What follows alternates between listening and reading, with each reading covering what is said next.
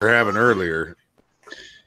All right, guys, welcome to another fantastic, phenomenal episode of Foreign and Domestic. You can see I have some special guests with me tonight. This is a special topic, close to home for a lot of us on the panel. Obviously, you guys know I am the foreign motherfucker. There's my flag, and there's the domestic motherfucker, JanisGay. With that being said, we have a very special panel, and we will start with Mr. Ebomi. How you doing, brother? Good, yeah. Another day in paradise. It's 7 degrees here. It's pretty pathetic when you hit your high when the sun goes down. And we have a newcomer in my chat, Mr. John Solar. How are you doing, brother? I'm doing very, very well. I'm not 7 degrees. I'm going to be 16. So I can't believe Maine's warmer than Minnesota. There you go. Never expect that. And then, of course, we have the asshole that tags along with everybody, Joey Cuz. You're the one who sent me the invite, so you're the one to blame. Nobody to blame but yourself. You know you would cry if I didn't. Actually, no, I wouldn't. Yeah, I'd sleep very nicely. No, you would cry. You would text Eric. You would text John. You'd text me and be like, dude, what the fuck? The only thing I would text you is the under part of my ball sack saying goodnight. And we're off to a great shit show start already. You were saying... All right, guys. So the point of this chat tonight is we are talking about Justin's final mission. If you guys don't know what Justin's final mission is, Mr. Ebomi will give you the breakdown on what Justin's final mission is. I will tell you real fast. For me, it is close to home because I grew up working for someone in the military, and my brother was in the military, and 90% of the people that work for me in the past and currently work for me have been in the military or are still in the military. So it is very close to home for me. But we will let Eric go ahead and give you a rundown on what Justin's final mission is. Well, some of us in the gun community have had the pleasure to actually know Justin, and unless you're really new to the community, it's the whole story probably isn't new, but I'll assume maybe you are. Justin was the kind of guy that if it was 3 o'clock in the morning and his phone rang, he would answer it because he would give out his number and tell, anybody but veterans that if you're thinking about killing yourself, I don't care what time of the day or night it is, call me. And I know people did, and I know that he answered his phone. Well, he wanted to do everything that he could to try to help as many veterans as possible. And in the process of all this going on, he basically found out that, well, there was multiple stages of cancer with him. I remember the day that he told me that he originally had cancer. I remember the day that he put up a video standing in his little studio area. He used one of his bedrooms as like his filming area. And I remember just standing there screaming at the camera saying, "Fuck you, cancer. That's right. I beat it. I beat cancer." And it was about a year later, it basically came back with a vengeance, and he found out that he wasn't going to be outrunning it the next time. And that's when he got together with Active Heroes and started Justin's final mission. And no matter, I think he probably was probably still doing that probably within days of of losing his life to cancer. But his mission was to raise as much money and awareness for active heroes, and they build cabins, retreat cabins, where veterans can go to unwind, decompress, get help, talk to somebody, you know, and that's what we, and that's this group. That's, you know, it's not a me. It's just that, you know, at the time I had the largest sub count and the most viewed videos, but now it's to the point where Joey could probably be in charge of this shit thanks to YouTube. But, you know, yeah, I wouldn't count on that either. I took on the being the kind of the guy in charge, because we were trying to utilize my channel, and something I've actually been very proud of since my channel started even taking off. And that was a help from a lot of other channels like Pete over at the Armory channel. And that segue all happened because of Paul Hasband 440 and just a great bunch of people and shout outs and, you know, doing stupid videos and just trying to always be me. And I get together with these guys, you guys, which I consider part of my completely dysfunctional family, and we have gone, you know, out of our way over the last few years to basically continue what Justin started. You know, as long as we are here, and as long as we remember and tell stories about Justin and continue the work that he started, he will never be truly gone.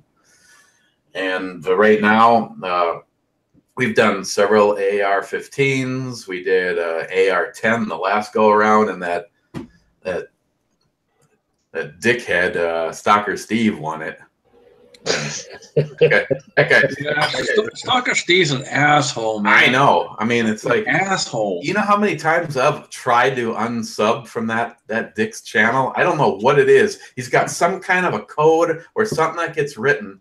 I mean, I've got so many people that tell me that they keep getting unsubbed from my channel. Well, I've actually been paying a small Vietnamese boy to unsub me from Stalker Steve, and every time it just keeps coming back. You're not the only one, Eric. Every single time I create a new channel, and many know I've got a bunch of channels. Every time I create a new channel and I look at my subs, he's the first one that's subscribed. And you can't block him. I'm like always subscribed to the guy, no matter what I do. I know. I've blocked him. I've tried to get in touch with YouTube and, you know, told them that I feel uncomfortable around him. I think he looks at my butt. And but yeah, so I digress. That's just something I got to work on myself with my counselor. So yeah, Stalker Steve won that AR-10, and I tell you that was one that I was about ready just to close my channel and disappear and keep that sumbitch myself. That was one awesome rifle. I don't know if it was the combination of various parts that went into that, like that Huber brake that was on that thing, but I could not believe how soft shooting that was. And then only to have that confirmed by Steve himself. He goes, I honestly think my 5.56 gun kicks more than this thing. It was a beautiful rifle. And not to segue and go sideways with this, but if you don't know who John Huber is and Huber Concepts, check him out. He is a fucking genius, and he is absolutely batshit crazy. I've had the pleasure of meeting the man. I met him at fucking 2 o'clock in the morning, and he talked for almost 2 fucking hours and would not stop. The guy is nuts, but he is good at what he does. You know, and to continue on this sideways track, I wish that the shit would not have gotten deleted. But I had security cam footage from my my compound here of John went out that door and didn't unlock it, so it auto locked behind him. So he went out to take a piss between the houses and then spent the next like 4.5 hours. It's like it was like a Laurel and Hardy movie. You'd see it like 2 o'clock in the morning. John would walk from the front of the house to the back of the house, check the door again. 3 o'clock in the morning, I don't know where the hell he was in between. You'd see him go down the side of the house up to the front of the house. It was just like, I should have saved that shit. I could have put together a nice montage video for him. But the bottom line is to give credit where credit is due. My, I don't know if I should consider him a friend or my son-in-law, Travis, DJ Alkaline 1. He says, and I quote, John Huber made a deal with the devil because he has never had the opportunity to shoot a break that does what one of John's breaks do to a rifle. It has no top ports. I have never shot a break that had no top ports that kept the gun as flat as it does. If you've ever seen a mag dump done out of my AR pistol, 7.5-inch barrel, Huber break on it, 60-round drum, and the rifle just basically sits nice and flat. It almost doesn't even move backwards. So I think John's got some devil. I think he does a few seances, and then the Huber breaks go out to us people because he does. And the cool thing is I'm working with Mr. John Huber, and I'm going to be selling his breaks and all the other stuff in my store. Not to mention, freaking sweet. He is most known for his triggers. That's why originally he was known as the trigger guy. I heard it like at the last count, it was some ridiculous number, like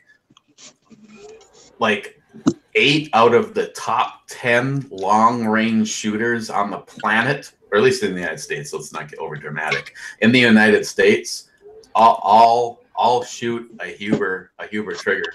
And if anybody that's hearing this has shot my Mosin the gun, I have John put that trigger in there for me, and my Mosin is at 3/4 pounds. And there's a reason that silly $89 rifle I can hand it to someone that's never shot a target at over 100 yards and on a cold bore shot hit a 550-yard silhouette, human-sized silhouette in one shot and hear ding. And I give all of that credit to that break and John's trigger, because between the two of them, there's no time to push the rifle out of being accurate. I don't like people to dry fire that gun, but most of the time, if you have never fired it ever, I insist that you do. Otherwise, you're probably going to be shooting something we don't need you to shoot with it the first time you shoot it. So, I had the pleasure of shooting John's 30-06, his Remington 700, and I tell you, that trigger, oh, good God Almighty, was that insane! You breathe and the fucking thing goes off. You don't touch it, you breathe and it goes off. You hover by it and just think about, like, for instance, Joey would think about midget porn, and enough blood pressure would come up that the gun would just fire. Put it this way: all you would have to do is rub it, and it would go off. Just a gentle flick. Yeah. With that being said, Joey, shut the fuck up. Our final guest has joined us. Ed, brother, what's up? Good to have you here. What's happening? Mr. Angelina. Yeah. I'm going to change my channel name to Angelina. After seeing Rich 4150's new channel, I just have to do it. It's a very inspiring name. Yeah, I like that. I think you need to make it Ed. Instead of Ed USAF or Angelina, Ed Chair Force. Yeah. The only thing that worries me about Rich changing his channel name is he kind of changed his channel name to somebody. If you've been on YouTube as long as I have been, you'll realize that was the name that the guy who used that name last was that thing you scrape off the bottom of your shoe. So it's called a Joey Cuz. Yeah. And there's Angelina awesome right there. picture, John. Yeah, that's I remember that guy. The 1911 channel. Ed, I hate to be the one to go there, but you really have nice tits. Thank you. Let me go slip on that black dress for you. Nah, it's okay, Ed. Oh, come on, Joy. You know you like it. You told me behind the scenes. You can't keep your fucking mouth shut now, can you? Hey, somebody tell you anything. We have a comment out there from Mrs. Scab Ugly asking when JanisGay will be out of prison. Well, JanisGay will never be out of prison. He fucked up, and he will be stuck with that name forever, no matter how many times he changes his name after that. Oh my goodness! It will be in a fucking placard that will go on his fucking wall. There'll be a picture frame there with all that shit on there. He'll have a fucking business card. You name it. He's gonna have it with Janis fucking Gay on there. Yeah, I was really hoping to get that gold YouTube plaque with JanisGay, but I don't think it's gonna work out before I change the name. Oh my god, that would be epic if you actually got that. Oh. All right, so with that being said, let's get this back on topic. Joey Cuz, what does Justin's final mission mean to you? Well, both of my grandparents, my grandfathers were both in World War II, and I have an uncle that served in the Air Force in Vietnam. So it kind of hits home a little bit for the simple fact of I was young when my grandfather died, so I really never got to speak to him about it. But from what my grandmother would tell me was that, after he got back, and there would be nights where he'd just wake up screaming bloody murder, and she couldn't, calm him down or anything. And he was having flashbacks and all the shit about, being back in Japan and everything. So, I mean, he wound up dying of cancer, but it was just like stuff like that I used to hear from my grandmother. Now, also when my uncle died, actually before my uncle died, he was out of work, so he didn't have any insurance or anything, and he tried to get my other uncle tried to help him get assistance through the government, the VA, and it was one of those things where basically he was bending over backwards and getting nowhere. So something like this, I'm trying to promote it for the simple fact of, bring awareness of, like I said, what happened with my grandfather, just stuff like that. I mean, that's just, I don't even know how my grandmother even dealt with it. And back then, they didn't say anything. They were all tough guys. They didn't go for help or anything like that. They just dealt with it, I guess, the way they would deal with it. They didn't have anything like this to actually go to. So, I mean, this would be something like if he was around, I'd definitely try to get him to, try to seek out and see what they could do for him. Like I said, that's one of the reasons why I do it. I mean, it's just to spread the word and make people more aware of what actually goes on, and just try to get them help, because these guys fought for us. They come back, and like I said with my uncle, he had a hard time getting medical care. I mean, granted, he had gangrene, so he was all fucked up. I mean, it got to the point where he was drinking 24/7 just to numb the pain. And I mean, he finally beat it, but he actually wound up dying of a heart attack because of all the alcohol abuse that he was going through. About 3 years after that happened. So it touches home in that way for me. That's why I'm trying to do this.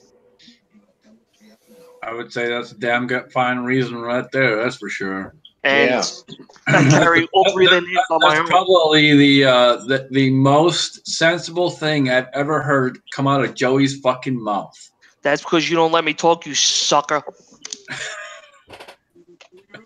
And with that being said, we will go to John Solar. Hello. What does Justin's final mission mean to you, brother? Well, it means a lot to me. I'm retired military. There's just way too much. There's too much. I don't know how else do you say it. I guess you just say it. There's too much fucked up shit right now going on with our military. It's been fucked up for a long time. And I mean, although I could never even begin to stand Obama, it was still fucked up before him. So, I mean, you know, there's his free card from me. Enjoy.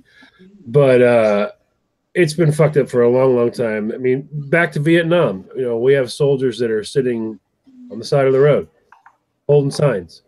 It never should be that way.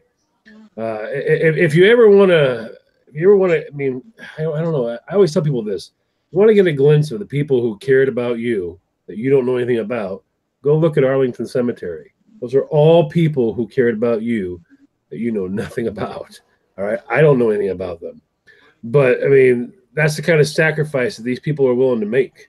There's men, there's women, but when you look at it in the whole sense of there's men, there's women, they're also mothers and fathers, they're also sons and daughters, and they're brothers and sisters.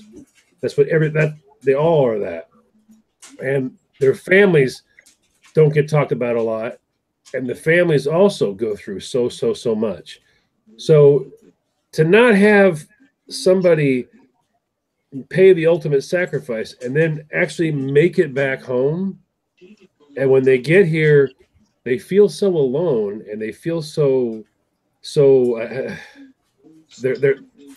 just such a deepness and an emptiness inside of them that they don't know what to do, and there's nowhere to turn and there's nowhere to go. In their mind, there's nowhere to turn and nowhere to go, that they just decide the best thing for them to do right now is to just stop and end it all. That's a horrific thing. And 22 of our service members do that on average in a day. That's just like beyond unacceptable. Now, unheard of. And I want to jump in for just a second. 22 on average. That's average. So it could be more that are doing that every single fucking day. Yeah, and now we got to help out wherever we can, and that's why we do this. We're all part of this. Sorry, go ahead, John. No, I mean, it's when I say this next part, sometimes people get pissed when I say it, sometimes they don't. But it's when I say this, understand why I'm saying it. It's sad that we have to do this. The government should be handling this, but they're not. So if they're not, then it's our job to step up now, and then we need to go ahead, because these are the people that took care of us, that were prepared to pay. They didn't have to, but now they're back home. But if they end their life because they feel alone and there's nowhere to turn, there's nowhere to like Ebomi said before, sometimes you got to decompress. You need a minute. You need to be able to step out of this box right now, catch your breath for a second, and let's refocus ourselves and make sure that we're fully aware of what's going on, what's happening around us. Is there a way that I can connect in a different way? There's a lot of different things, but they can get that help there from Active Heroes. There's counselors, there's people there. Troy Yoakum and his wife are the people who run the place. I'm in contact with them regularly. Amazing, amazing people. They're working their butts off to make sure that they've got this. And we've had financials out for everyone to look at. And I encourage you guys, go there, look at it. You'll be shocked. You'll be shocked. You'll be quite surprised when you find out. These people aren't taking these great big salaries that a lot of these places, I can't say any names because I'm not 100% up to speed on them, but there was quite a few a while back that were in trouble because of the amounts of money they were taking. These folks aren't doing that because they're about our servicemen and women. And it just means so much to me that we're able to go ahead and do something as a group, not just a small group. But this group's like a snowball rolling down a hill. It gets bigger and bigger and bigger. We had 286 people involved in the last fundraiser. We did over $17,000. All right, and a cabin costs $20,000. So I mean, when you can literally go, I think we did all but the kitchen sink in the bathroom. I'm pretty sure we pretty much handled all but the kitchen sink in the bathroom. You know, that makes you feel really, really good, but it makes you feel even better when you're a part of all these people that gave back, and they only gave back for one reason and one reason only, because it was helping our military. And I'll hush now. Yeah. No, and that's exactly it. And for me, that's when I jumped in, was when I saw that one, the last one, the AR-10. And Eric will tell you, I jumped in fucking full bore. I sent all kinds of shit. I donated money. And that's it. because we gotta help. If the government ain't fucking doing it, we gotta help. And, hey, Scotsman, is there any way I can post a link in the chat room? Are you a mod on my channel? I don't think you're a mod on my channel. Put it in the interior. I'll Joey, dump it. Joey, make a comment and I'll make you a mod, asshole. I'm not sure why, but I will. You want me to type Joey, in somebody. Joey, you're somebody. Yeah, it happens every now and then. For now. Don't worry, John. I'll delete it later. You know something? Let me post it and then delete it. How about that? It's gonna be like all that. Right, hold on, bitch. Fucker. There you go. Now you're a moderator. Go ahead and fucking post the link. There you go. It's in the chat room. All right. Oh, okay. I did it while that's all right. So, Ed, obviously you're prime military brother. We appreciate your service, but what does Justin's final mission mean to you? Oh, well, it means a lot. Some of it I can't talk about. You know, my dad was in 3 wars. Seen a lot of nightmares.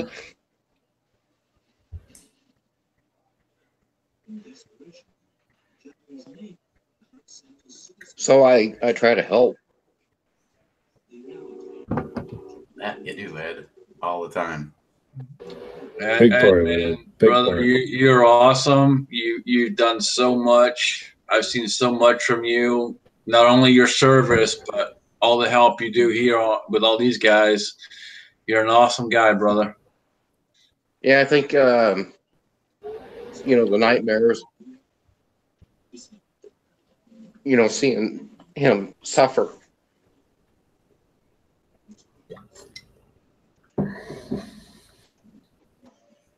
Love you, buddy. Every little bit, you know, we do to help. Yeah, absolutely. Guys, I'm gonna say it right now, and Ed, I'm not calling you out by any means, but it's a prime example right here. You can see how upset Ed is and how much this means. This is what it is, guys. It happens. There's a lot of shit that happens. You go to war, you see a lot of shit, you deal with a lot of shit, you come home and you don't know how to re-interact with society. You don't know how to get a job. I've interviewed, I don't know how many military people come in, they try to get a job, and they sit there and all they can tell you is, all I know how to do is kill people. And when they sit there and they're trying to answer your questions, they look at you and they go, well, I'm not sure how to answer that. And I'll say, okay, well, answer it the best way you can answer it. Well, I'm not quite sure how to answer it because all I know how to do is go to war. My job. Yeah. You know, I told every one of them, I'm like, guys, trust me, you're fine here. Just say it how it is. I'm not gonna look down at you. I'm not gonna fucking say this guy's nuts because he killed people. You defended freedom. You fought for people you don't know. You defended freedom. Exactly. And it's a lot when a person comes back. And I mean, now you get one of these guys, I mean, and we do it all the time. We don't even think about it. But you get one of these guys and you're like, you know, so tell me about you. I mean, they can tell you, you know, I fired on a gun. It was a sliding vertical wedge. I mean, you know, it was a box girder trail. It was 105 millimeter howitzer light towed. They can tell you everything about that, everything about it, right to the field manual specs. But then that's my job. Now I come back home and people don't talk the same. People don't have that respect line anymore. It's not there. Where people used to stand at parade rest to respect you for this, for what you had earned and where you had come from and how you had got to where you are. No, that's not there anymore. So all those things also weigh on a person. And then to realize that, I mean, when even the simplest of shit is that hard to do, now you got a problem and you need to talk to somebody. And there is nobody there. We don't have for our servicemen and women. Yeah, we have some. I'm not gonna say silly, but to me they're silly. All right, but they I think it's called TOPS. I think it's called TOPS. Mm-hmm. The exit programs. I used to teach when I was with Men's Warehouse. I used to teach Dress for Success, where I would go And I would show these guys, these are the kinds of suits you're going to wear. This is what you're going to need to do it, so that you can actually make an impression. But that still is no good. That still is no good. When you don't know what to do, what do I do when I get in this situation? Some of these things are silly. I've got two boys that are now men that have gone through service. One of them's going back in again here in just a little bit. And when they come home, and I've always told them, when you come home, if you're in conflict and you come home, you're coming to me. You're going to come to me. We're going up north, and we're just going to split wood. That's all we're going to do. We're just going to split and split and split and split and split wood. First, just decompress a little bit. Then we got to find out, where you are and what kind of help you need. But that's not always there for everybody. That's not there. And especially when you've got wives that are looking at him like you're my hubby, you're my fella. We've always had this connection before, but now there's this distance, and I'm looking at you, and you're it's like you're looking through me. And this is all real stuff that happens, and it's almost like you don't know each other right now. I mean, we've seen so many videos where they're like, I don't know what it was, but he came home and he was different. Being able to call that what it is and go, listen, let's get someone to talk to is an amazing thing. It's an amazing thing. It's not offered not offered by a lot of people right now, but Active Heroes has this. So whatever we can do to help these people continue. And one of the blessed things about it, I can't say names, but one of the blessed things we got when we actually hit the 17,000 was we got to send somebody to the retreat. So we're not going to talk names or any of that, but there is somebody that is going to the retreat. Yeah, that's going to the retreat, and they're going to get what they need. So that was the biggest thing, because you always say to yourself, if I could do anything, just even help one person. I don't want any credit. I don't want anything. But if we could help one person, how amazing would it be? When we were done with that fundraiser, we all of us got to go, oh, wow, here's that one person. Here is that one person right there. We get to see it, and it happened. That was beyond anything I could ever dream about. It was so fantastic. I was thrilled to death. But I won't take up all the time. I'll be quiet. John, that's sort of along the lines on me really wanting to get involved with it. There's a really, really big picture to this, but let me show you this right here. This is the box of blanks that were fired at my grandfather's funeral. Both my grandfathers were veterans, were war veterans. But this particular man, after coming home from war and raising a family, touched hundreds and hundreds and hundreds of lives. At this man's funeral, there was probably close to 1,000 people there, of people that absolutely and entirely loved this man. To me, he was just my grandfather. And I seen numerous episodes that he had. There was one time where we were out camping, and my brother and I were sitting up by the fire drinking the beer that they had left. And out of nowhere, he comes blazing out of the tent with a pistol in both hands, screaming, just dumping rounds. And apparently he had slept on a military style cot that night, and it triggered him. But after he came back from his battles, he touched so many lives, and he enriched so many lives by him just being on the planet and just him being him. Yeah. And that's just one man. That's just absolutely one. And over 22 a day. How many of these people have everything that inside of them that they will touch all these numerous lives as long as we keep them here? Well, and that's the part to remember also is like I said earlier, was you want to see what the ultimate sacrifice is. You want to see what these men and women, who they are that pay the ultimate sacrifice. You can see this in Arlington. You can see this. But what's so sad to me is these soldiers are home. They made it home. They're here. We have them. Now, what do we do? That's where we got it. That's where we have to change. Mindsets have to change. Everything has to change. You can't. And I really heard somebody say it before, and it was a really, really interesting thing. People say, I think it was actually you. I think it was you, Ed, that said that sometimes people say, I'm there for you. I'm there for you. If you need me, let me know. Whatever I can do. And then they're not there. Right. You can't make that mistake. You can't make that mistake. That was one of the beautiful things. Now, I did not know Justin, okay? I did not know Justin. We're military brothers, but I did not know Justin personally. But to hear that when Justin said that, listen, I'm there for you, he didn't care.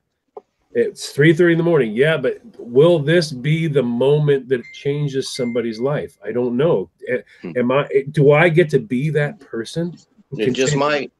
He reached for that phone. Why? Because it's so important. Who is that other person on the other end of the line? Do they really desperately need me? Do they need my help right this second? For somebody to put that all out from themselves while everything's falling apart, good God Almighty, how can we not help? How can you not help? It's unbelievable to me. I mean, and somebody who's not here that I want to mention, who's dear friends with Justin. Now, I say dear friends with Justin, and I say it in respect because, yeah, Justin's gone, but this man is still dear friends with Justin, is Chris, Alone with Company. Yeah. He's been a huge thing. I mean, a huge person involved in this. He brought all of us, I would say he brought us all together. Yeah. And the thing is when Justin passed, me and Eric and Chris were all together here in Missouri, you know. That's right. Yeah.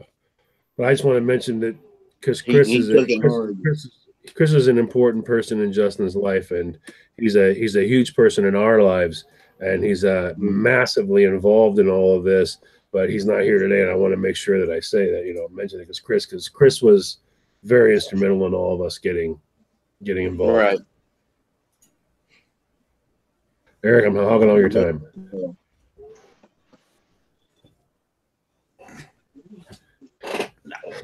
I'm just talking. I'll keep talking. You know me. I don't have a problem. No, I mean, it's sometimes I'd like to hear other stories, especially anything involving Justin. You know, it's unfortunately nobody ever gets to spend enough time. I mean, that's why I don't personally understand why this world is covered with so many bitter assholes. You know, you get an opportunity and you meet someone and they touch your life and lives. In this case, Justin touched lots of lives, and just like that, he's gone. And you know, I don't, you know, the last. I had some conversations with him, but obviously the last real memorable time was when Justin and Samantha came up here, and it was just like, you know, here's a guy, you know, larger than life, and you try to get an ounce of information out of him, and it was just like, come on, man, there's no microphones, there's no cameras, shit, I'll forget what you say right after you say it. You jump out of airplanes and kill people, right? And he'd just be like, oh, like, you're not even gonna like give me a look in your eyes, like yeah. I go, you don't put up all those damn training videos. You don't have all that cool shit, the silencers and all the shit that you get to do. I mean, good God, it's just like, here's a guy that got paid to go to the range. You know, it's just like, holy shit. And it's just like, come on, man. Come on, Justin, just whisper in my ear. Yes, you jump out of airplanes and kill people. No, you're not gonna. Okay, fine. He'd would never answer that question. You know, here's a guy. I don't know if he's not here to defend himself anymore, so he can't say one way or the other. But you know, I hate to throw him a little bit under the bus. He drove a Range Rover. Okay, he drove a fucking Range Rover. You know what you should do? Real quick. I'll be a total dick and send you down to the man cave. you should bring up the AR. Justin's? Yeah. Yeah. You should bring up Justin's AR. Yeah. I mean, we're talking about Justin. And bring up that bottle of whiskey he gave me. I took a shot.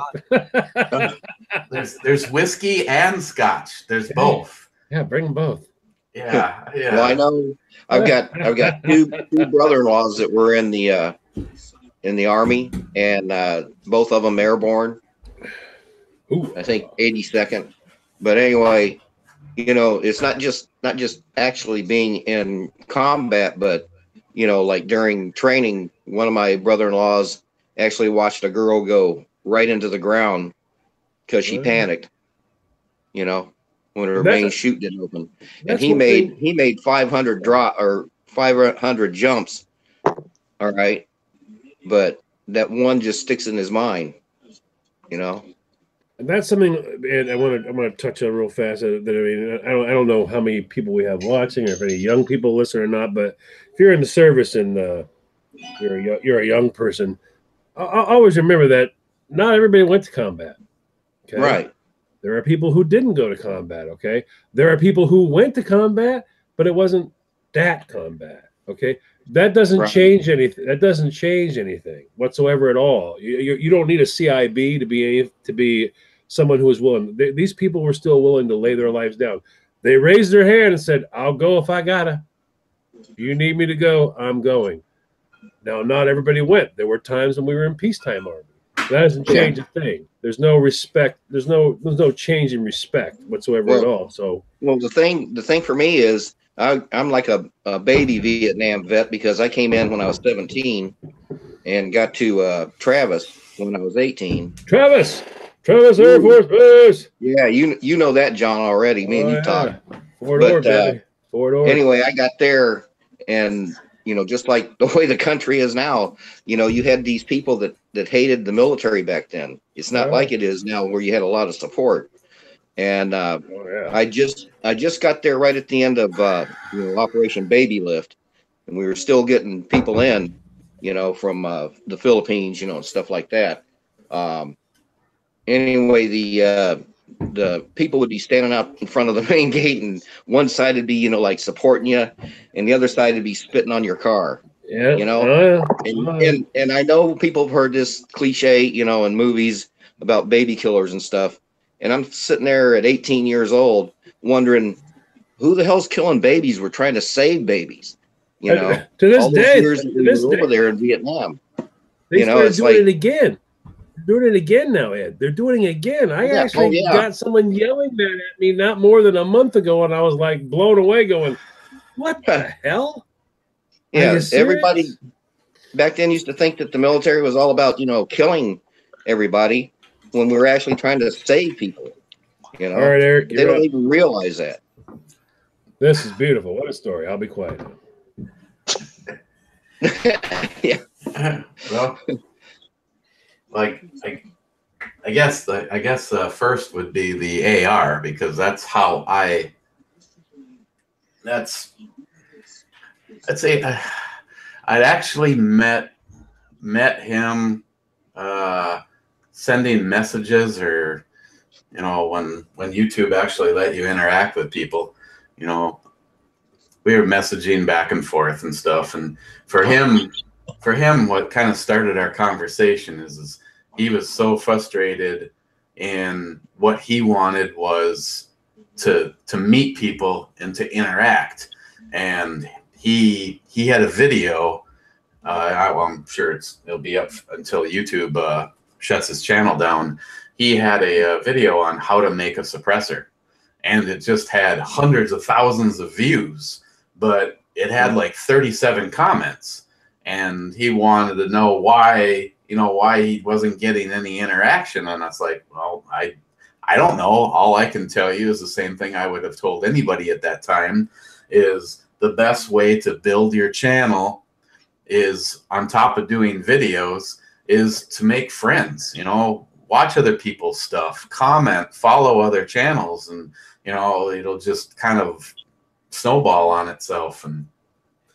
And then I started, what ended up happening is a friend of mine moved to Florida, and I ended up babysitting some of his guns, and one of them was an AR-15, and it was just DPMS, like bottom of the line DPMS, and I had always liked the M16.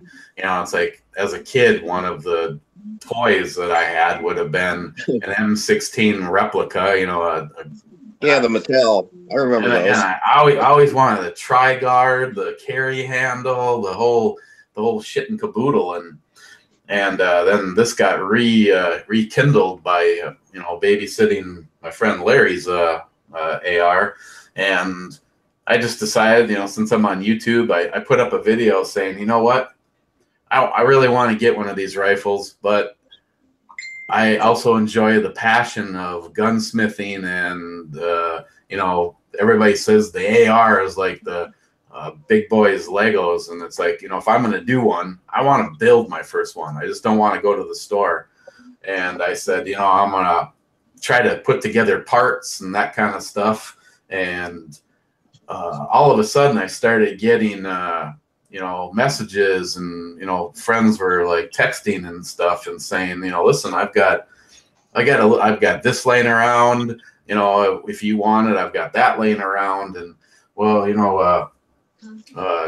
Justin didn't even offer anything up. I just got a package in the mail one day, and I opened it up, and let's figure if I can even make it through this now.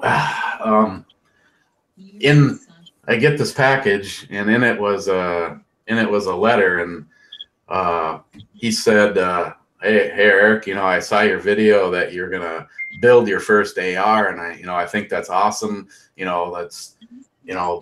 You'll really have a higher level of respect for it, because your hands and your time went into it. And he says, in the box, he had sent me some bottle openers and a little pry bar that was wrapped in paracord that Samantha his wife had done some paracord wrapping and stuff like that. And in the box, the only thing else in the box other than the note was this Magpul MOE, stock. And he's like, I didn't really have anything laying around, but I had this. And he said, I hope you can find a use for it. I realize it's just a bottom of the line stock, so if you decide not to use it, please don't have it sit on a shelf. Just go ahead and put it in the mail and send it on to somebody else. And almost like almost got just completely, to him, it was like such a no big deal. At the very bottom of this note, he's got, that stock was on my duty rifle through my tours of duty in Iraq.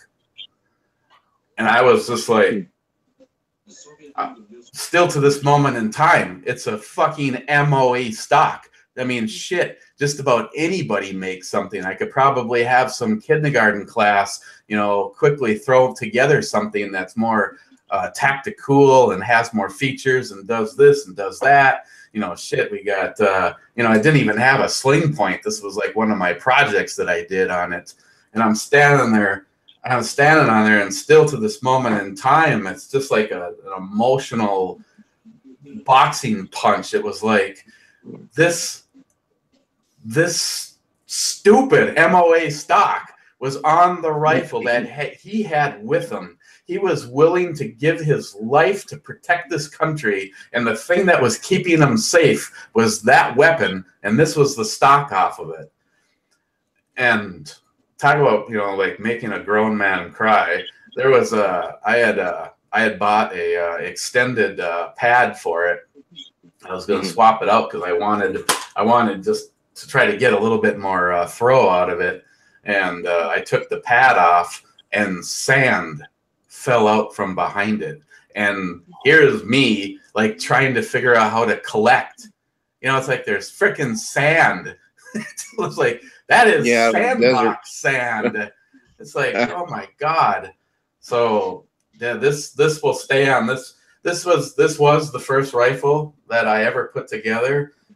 Still to this moment in time, there's some parts that are on here that have been on here since day one. Some things got swapped out. I originally had an EOTech and a magnifier, and that went on something else. And originally had a different handguard and a different brake.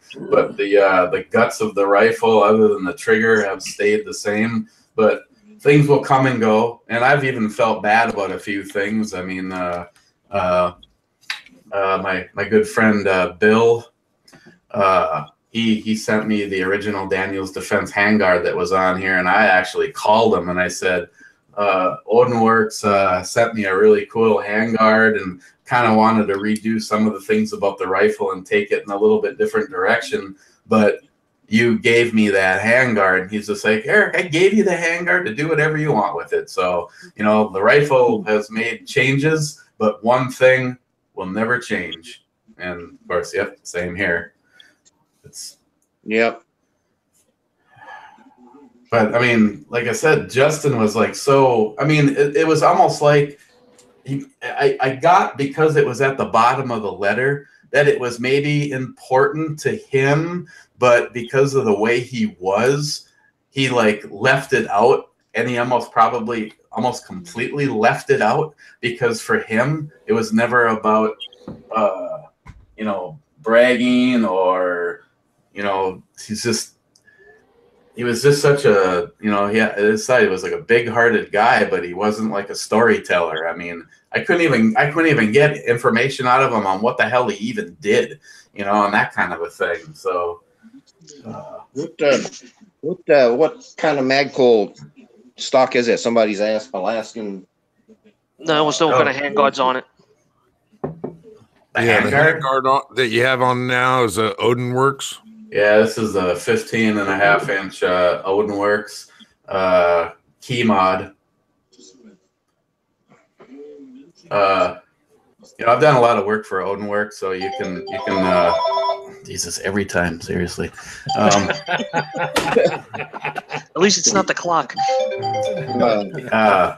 I've done a lot of work with Odinworks, and that's not because they just send me free shit. It's because they have really nice quality stuff, and I really like the handguard. That's why I put it on this rifle. This rifle just doesn't become the test bed for stuff. It represents, you know, it represents YouTube. When I look at this, I mean, this was like the start of all things. But yeah, the handguard is Odinworks. I think they're a nice intersect between quality and price. I haven't ever had a problem with any of their stuff. You know, I've got no issues. I got no issues at all with Odinworks stuff, and they continue to try to innovate and make their company better. Not to mention, they've been a really great group of people. I'm really bummed out. My contact there used to be a woman named Alicia, and she was just awesome. Hot as hell too. Alicia was hot as hell. Yes, she was. I checked her out. Yeah, she's hot as hell. She did have that. I apologize. Dude, she had like the Farrah Fawcett. I was on the phone with my boss, so I apologize. But when the boss calls, you got to take the call. Oh, we filled in for you. Don't worry about it. I know you did. It was talking, and there was me and Eric, so there was no problem. Yeah, we do that. We talk about nothing for hours on end, so we have no problems. You know, and on top of that, while I was downstairs, the night that Justin and his beautiful wife Samantha were here, he walked through the door with a couple of bottles in his hand, and I have to start off by saying it wasn't that Justin was a cheapskate. Justin wasn't a drinker. Justin would drink, but for Justin, I suppose he never knew when he might have to go jump out of an airplane and kill somebody. So he tried to, he didn't, I mean, the night that he was here, we reviewed some beers together, and Yeah, he knew that I was a big Scotch fan, so he brought this, and I set 2 shot glasses. Yeah, really, very rare Scotch right there. I set two shot glasses down on the man cave, and I poured out a shot for each of us. Now, you also have to know that compared to me, Justin had to duck for everything in my basement. Justin was like 6 foot. Oh my fucking God. I had not even. So here's this bigger than life guy. I know he's armed. I'm pretty sure he jumps out of airplanes and kills people. And we each pour a shot. We toast. I drink it, and it is the biggest batch of horse shit I've ever had in my life. And now I'm running through my brain. I've got to keep my facial expression together like, oh yeah, that is fucking neat. That is good stuff. So I've got that look. I've got the poker face all rolling. And I'm looking at my shot glass, and he's looking at his shot glass, and he looks up at me and he goes, wow, that is really shit. And I'm like, yeah, it is, Justin. That is horrific. Then we decide to open the whiskey, and things don't get any better for us. George Dinkle, original Tennessee. And now I'm not even sure how this much of this got drank, so it must be a little bit better. But the story with this is, as you can see, the only thing missing from this is the 2 shots that me and Justin had. And then when the boys get together, and Christopher is definitely one of the privileged to have a shot out of this. For the Shoot-a-Palooza, we usually pour around and toast Justin. And that's what this bottle will stand for until it's empty. But yeah, it's shit. It's really terrible. It's what brand is that? I forgot now. It's Louders. Yeah. Louder. Well, yeah. Don't worry, Ed. You got some coming to you. I told you you were gonna love those stories. I try to for those of you that aren't in this whole shindig. I tried to send out a whole bunch of crap ass whiskey, which I'm not gonna call it whiskey because it was just crap. I sent a bunch of it out to various people, and unfortunately, only one person received that package. Hence why there was supposed to be a whole compilation video go together, and that didn't happen. So, but I have more, and it will be going out here soon. Maybe we should shoot for next year. And we'll be ready for next year. We'll have all that shit taken care of. So next year, that compilation video will be ready to go for Justin. Yeah, it's that was a pretty unpleasant day out there at Shoot-a-Palooza in Missouri. Yeah, finding out that Justin passed. The only thing good is that we were actually together, and in a silly kind of way, I think maybe that helped at least us a little bit. We had to take turns holding Christopher. Yeah, I mean, yeah. If you're going to be, we had just all gathered right there at Ray's house. I still remember that. If you're going to be somewhere, and somebody, because I mean, a lot of people don't. A lot of you guys that are listening, that are watching, don't understand. Justin was really important to Chris. Like there are people in your lives that are really, really important. Okay, but Chris and Justin just they connected. They connected, and when he lost Justin, this was you know, you've had people you've lost before. This is a horrific thing. So I mean, it's a blessed thing for him that he's with you guys, because I mean, how the hell did he go through that? How's that even possible? I don't know, and I tell you, a lot of people will say that, you know, maybe it was a little easier to deal with because we knew it was going to happen. We knew that he was. I mean, for God's sakes, he was so worried about some stuff. I mean, he had the colostomy bag and stuff while he was here, and he's like, I need to use the bathroom, and I go, okay. And he starts putting on his jacket. I'm just like, what, are you gonna go take a shit in my front yard? And he goes, no, I'm gonna go to the convenience store. I go, what do you mean you're gonna go to the convenience store? I said, you get your ass upstairs and use my bathroom. He goes, no, you don't understand. You know, your body takes away some of the really unpleasantries of what I have to deal with. I'm just like, dude, it's like, my house is your house. I said, I will put a round in your goddamn leg if you attempt to leave here to go to a convenience store to use the bathroom. And so, yeah, it was, but, oh yeah. So, you know, all things Justin. Another thing that was really funny is like I said, here's a guy that possibly jumped out of airplanes to kill people, and he's driving a Range Rover. I mean, it wasn't like a used Range Rover; it was an expensive Range Rover. And you know what he wanted for dinner that night? I could have taken him anywhere. I mean, even though Duluth is a shithole, I do have some places that I could sway where you bring people to a nice restaurant. I was ready to bring Justin, you know, thank you for your service to this country. You're going to get a good, nice meal, steak, lobster, whatever you want. You know what that guy wanted? He wanted more than anything at 7 o'clock at fucking night on a Friday. Pancakes.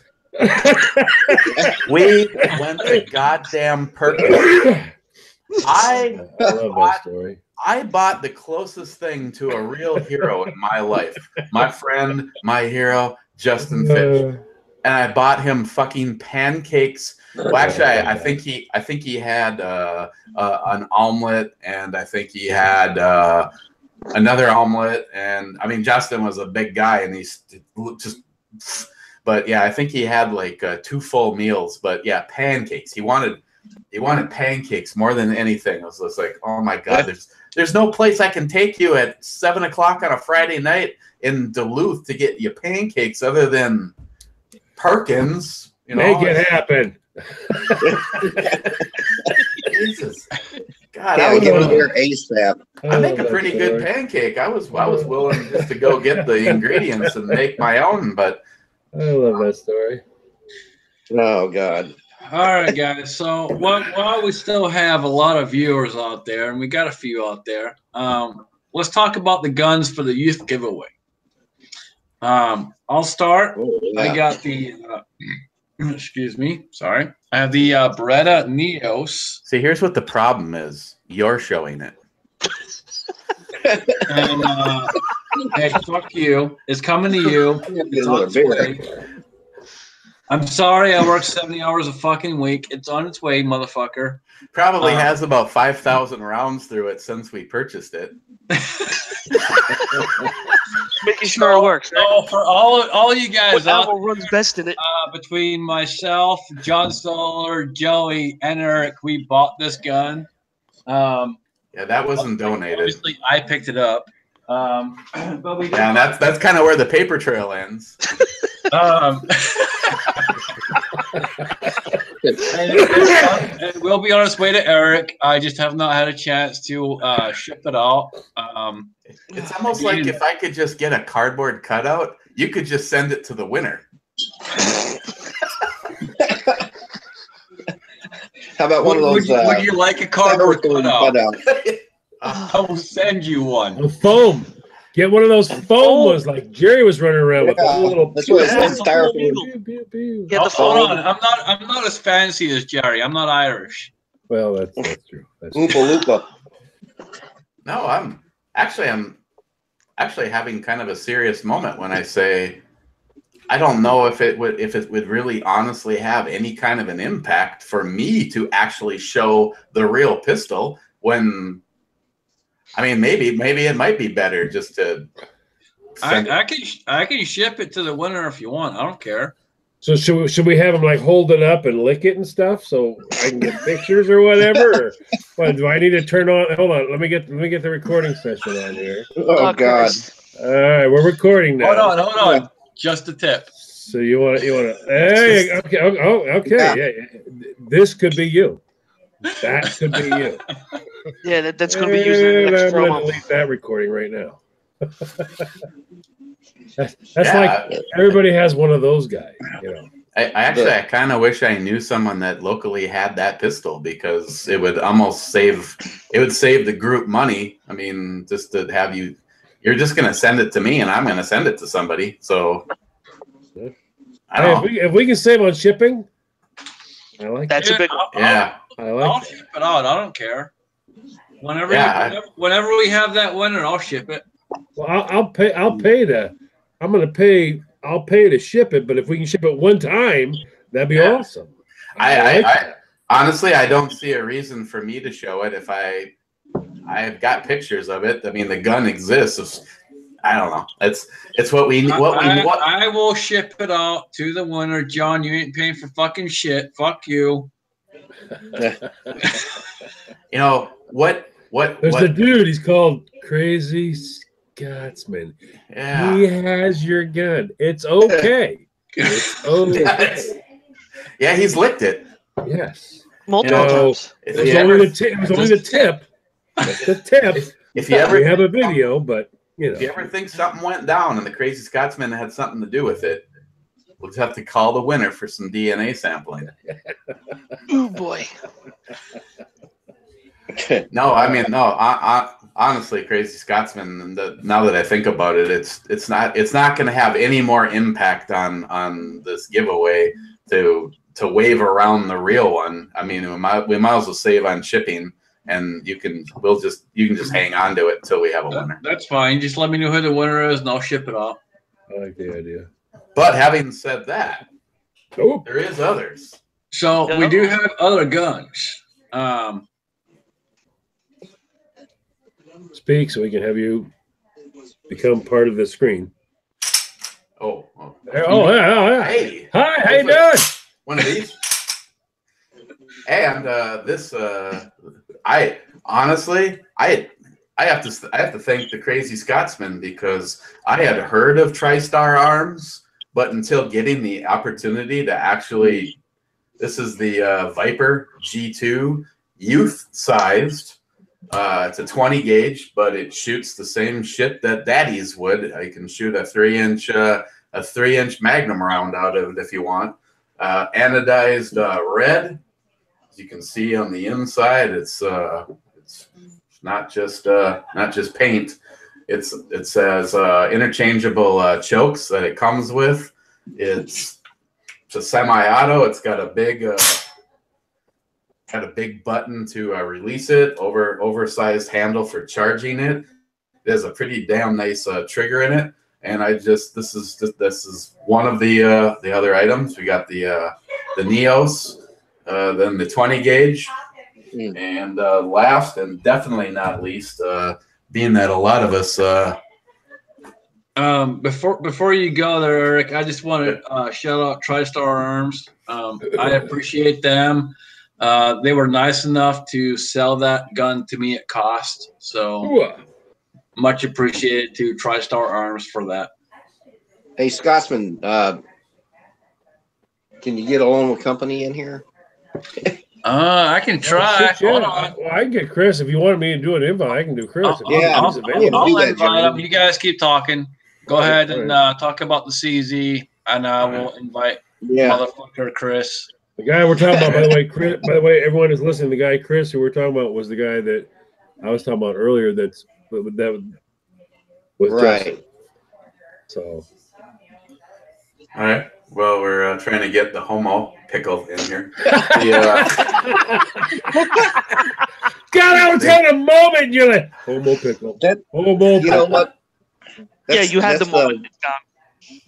That's a beauty for a youth giveaway. Hold but on. I That want is that. not a fucking homo. That is my basement buddy. Quit fucking with my basement buddy.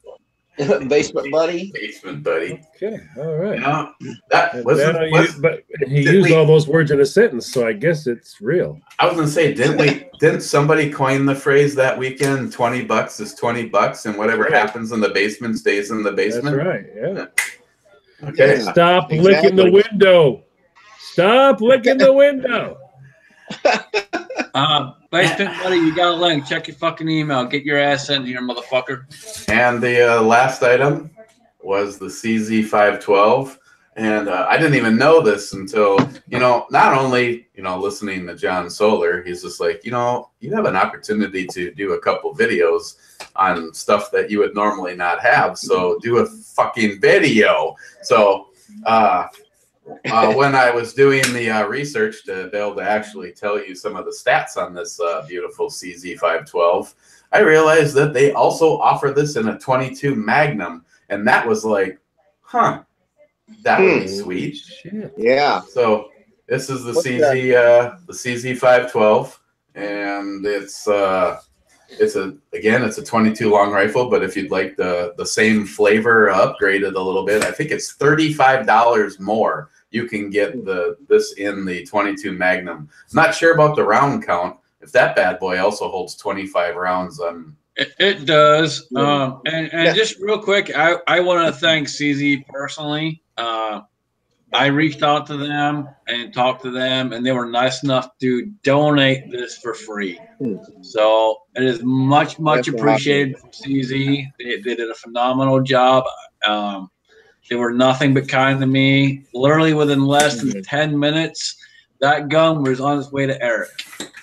That's phenomenal. Now, I'm not trying to be a smart ass, but can Joey have that in California? No. Wait. Joey can't have shit. Joey can fucking now Joey question all he fucking wants, but Joey can't have shit. See, this is Joey shooting it. Blam. Empty. Oh my God. Now, I want to say something real quick here because this has not been in anything at all, and I'm doing this right now live. Okay, so a lot of people don't know that what my company I own, and some do. So Eric, you have your call right there. Don't blow it, you son of a bitch. Your call, yeah. What I'm going to also do is for this particular, there you go. Scotsman's got his right there. For this particular thing, what I'm going to also do is I'm going to take it one step further. I'm going to allow the person who wins to actually pick the call they want. Now that's Eric's call right there, which is the Star Trek Commander. It's the only one in existence. It can never be made again. Now you see over Scotsman's got he's got the Donald and Melania. All right, so I'm going to let the person who wins this actually pick I will tell you right now, guys, I actually have a plan for these. Eric is the only one that knows the plan. But these right here are going to be redonated to Justin's Final Mission as a giveaway. That's sweet as hell. So, but if you win this, you're going to pick your call. So in other words, if you went, okay, here's what I want, and I don't care what you want. I really don't care. If you went, oh my God, make a Nemo call. I'll fucking make you a Nemo call.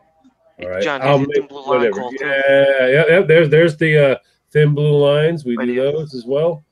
Yep. But whatever call you want. You want a duck call, you want a goose call, I don't care what it is you want. But I'm talking from like liquid, and I'll make you a video. So you'll see from me pouring the liquid, I'll manufacture your blank, I'll turn your blank, I'll create and design your insert the way you want it done. I'll actually cut your reeds by hand. I'll make the guts for your actual insert, and we'll put the whole thing together. And John Solar will even come over to your house and blow your call. He'll shoot it the right way. You will touch the tip. I will lick your window. I really need to win this one. He'll show you. But how to no, get but the if you base guys, out but of if it. you guys win, you can have whatever you want. So if you've ever wanted, like, oh my God, I would kill to have this designed or made. I do some pretty decent calls. Now, the start now, Eric's. I gotta stop. I gotta stop. That's an fucking understatement. second. You're full of fucking shit. Pretty decent fucking calls. These things are fucking badass. Look at this shit. You can take your pretty decent and stick it up your fucking rear end because this shit kicks ass. If I could find the guy that put in the offer for this, I could buy 2 Glocks with the revenue. That is true. Yeah. Hey, Alaskan Ballistics wants to know, how do you get one of these? I do not sell calls. I do not sell calls. So. You need to donate to Justin's Final Mission, and you will have the chance to win both of these right here. Yeah, I do not sell calls. So let's make sure that's very clear. I do not sell calls. I can give a gratuitous plug to the person that buys an awful lot of John Solar's blanks. No, you cannot in my fucking channel. No. Oh, wait, no, stop. Fuck he you. did Shut the fuck he up. did a That's the beautiful name thing. of my No, channel. listen. He did a beautiful thing, and I'm telling you right now. So that slow the roll. What a beautiful thing I was a part of today, as it flew out across the entire internet. 5 million people were looking at that. 5 million people were staring at that. So had a shout out for the youth. Yes, it was. Yep. It was and I jumped in right away and went, oh my God, thank you so much. I cannot appreciate that enough. I don't care what thoughts are, what feelings are, what beliefs are, whatever, but God, I mean, that was a beautiful thing. It was a beautiful thing. I appreciate it. I thank it. I have a lot of friends. I have a lot of people that are important to me. You guys are important to me, but sometimes we all have our second, our moment, or whatever. But when we take and we throw it all away and we go, you know what? This is important to me. I don't know. I appreciate it. I really all do. right. So, John, do me a favor. Since it reached that many people, go ahead and just tell everybody who that motherfucker was. That was Foul Fanatics. It was Foul Fanatics on Facebook. Foul Fanatics. He did an amazing thing. I loved it what he did. It was fantastic. I mean, millions of people got a chance to see this, and we have tensions here, tensions there, whatever. As it all comes together, what's important, people, though, is that we all have that same. This is important to me. This is important to him.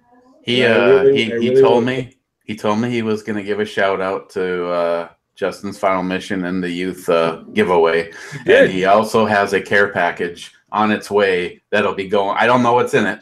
He says he's sending out a care package. But I'm going to be the guy that just slams the brakes on and goes, no. He did a beautiful thing. I loved it. It was fantastic. I don't care what anybody has to say. It was a beautiful thing. It was fantastic. I appreciate it deeply. I thank him right now, all his people, the thousands of people that shared this around this country, around the fucking globe. Thank you very much. I appreciate every fucking one of you. Thank you very much. It's always not the same thing we think it is. Sometimes we set things aside and we go, you know what? This is what's important. And that's what he did today, was he set everything aside and said, this is what's important, because it was important to him and it's always been important to him. And I want to make sure that we keep that focus. Oh yeah. I can appreciate that. Yeah. Again, the one thing I would never ever take away is the fact that when it comes to the veteran stuff, he has honestly always gone to every means that he has at his disposal to help us. Absolutely. That's and so, silly things are silly things.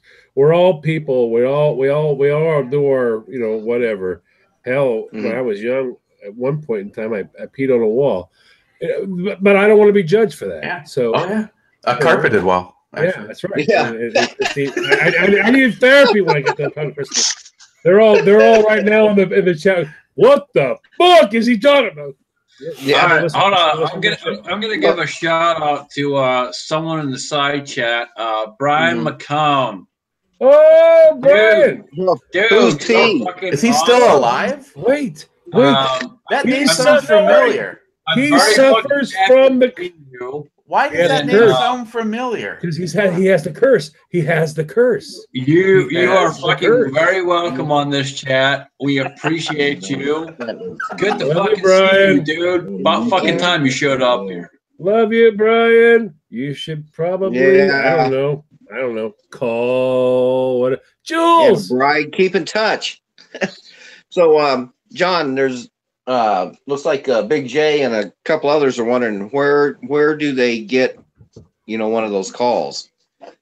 Oh, now number one, remember, I don't sell calls. Yeah, I know you don't. But I'm a manufacturer of blanks. The guys who make calls get blanks from me. Foul Fanatics is where you would get your calls at. Foul Fanatics, which is FOWL, Foul Fanatics. On Facebook, if you like duck calls, they have duck calls, grunt calls, goose calls. I'm the guy that makes the blanks that they're made from. Yeah, here, see, that says Fall Fanatics on it, but that would look real familiar to Mr. Solar. I'll make a blank, and these guys will buy the blank and turn the blank. So Foul Fanatics is where you would find the calls at. On the other hand, Fall Fanatics does not have this. No, that can never be made again. Yeah, look at that. But if somebody has their firstborn, maybe two 1911s, give me a call. What I went through to make that call. Fuck you. Oh, God. Show it again so people can see that there's actually starships inside the call. First of all, it is distressed to look. This is the exact color of William Shatner, Captain Kirk's uniform. Yep. We've got his comm badge, which is distressed to look like it was found by John Solar and put into this.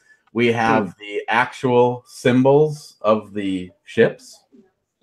Two 10 millimeters. Would that work? There's clouding to represent space at the lower half. And it smells like John Solar. It's exploding, and what it's supposed to be doing is it's like it's exploding out of the call. His actual emblem is coming out of the call. I'm sorry, you all need to shut up, because on Ed's channel, on Ed's side, Ed has someone behind him that makes this fucking cat just go through the fucking roof. It's Jules. Would two 10 millimeters work, Eric? No. What's up, Jules? How you doing? I'm good. No. I could never get rid of it. Yeah, I know. Hello, Eric. Jules. I'll call you in a minute. Oh, great. Remember, she never calls me. It's only $19.99 a minute for you tonight. Only. It's the weeknight special. Yeah. Oh man, it's the weekday special. Weekday special. That's it. Monday. Put your hat on, Eric. No, I haven't opened that yet. Go ahead. No, I'm going to bed. Good night, y'all. Night, Jules. Night, Jules. I'll see you tomorrow, Eric. Jules, where's mine? Oh, there you go. Yeah, love you. Don't leave us out. Don't leave us out. Oh, yeah, we all got dumb. We got dumb. You know, you can spread flu that way. Yeah, time to lick the glass. There we go. All right. Oh boy. Jeez. Oh my God. All right, so back to the whole entire point of this entire fucking chat. With that being said, would someone kindly post the link again in the side chat? For which one? I posted a link for Eric's video. The giveaway video. Put it in there for Justice Final Mission again. I gotta get it up again.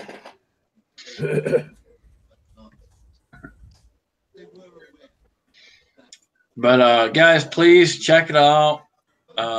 We appreciate everybody that helps out. $10 gets you an entry. It's not about the money. It's not about the fucking entries. It's about helping our veterans. Let me say something real quick here too. That's very, very important. Okay. Last time we had people ask questions about this, so let me tell you ahead of time. You don't give us 1 penny. Don't ever give us 1 cent. Not one. Don't give us a penny. You only donate through Active Heroes. All right, that's it. You're going to go to Active Heroes, which is a 501(c)(3). You donate through Active Heroes. We don't send any of us 1 cent. Not one person that you see involved in Justin's Final Mission will ever ask you for 1 penny. You only go through Active Heroes. So that's important for you guys to remember that. Yeah, absolutely. Extremely important. Guys, we're not here to make money. We're here to help the veterans. That's what we're doing. That's what it's about. Justin started this a long time ago. He jumped in with Active Heroes, and we are just trying to continue that mission. That's all we're doing. Picking up the torch. You know, someone has to, and we have all done it.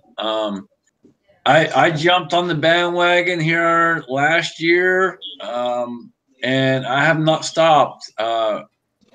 I've had the pleasure of meeting Eric. I've had the pleasure of being friends with Joey and John and Ed and so many other great people that I call family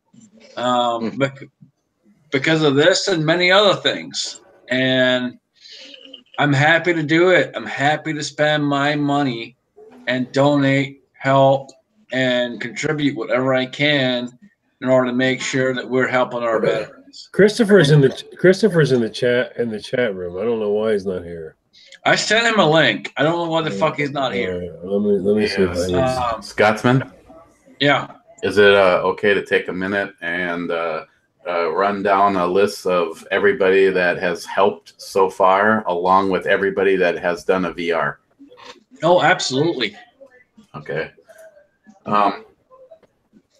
Okay, so the shameless plug for everybody that's involved so far, and like I tell people, it's about helping.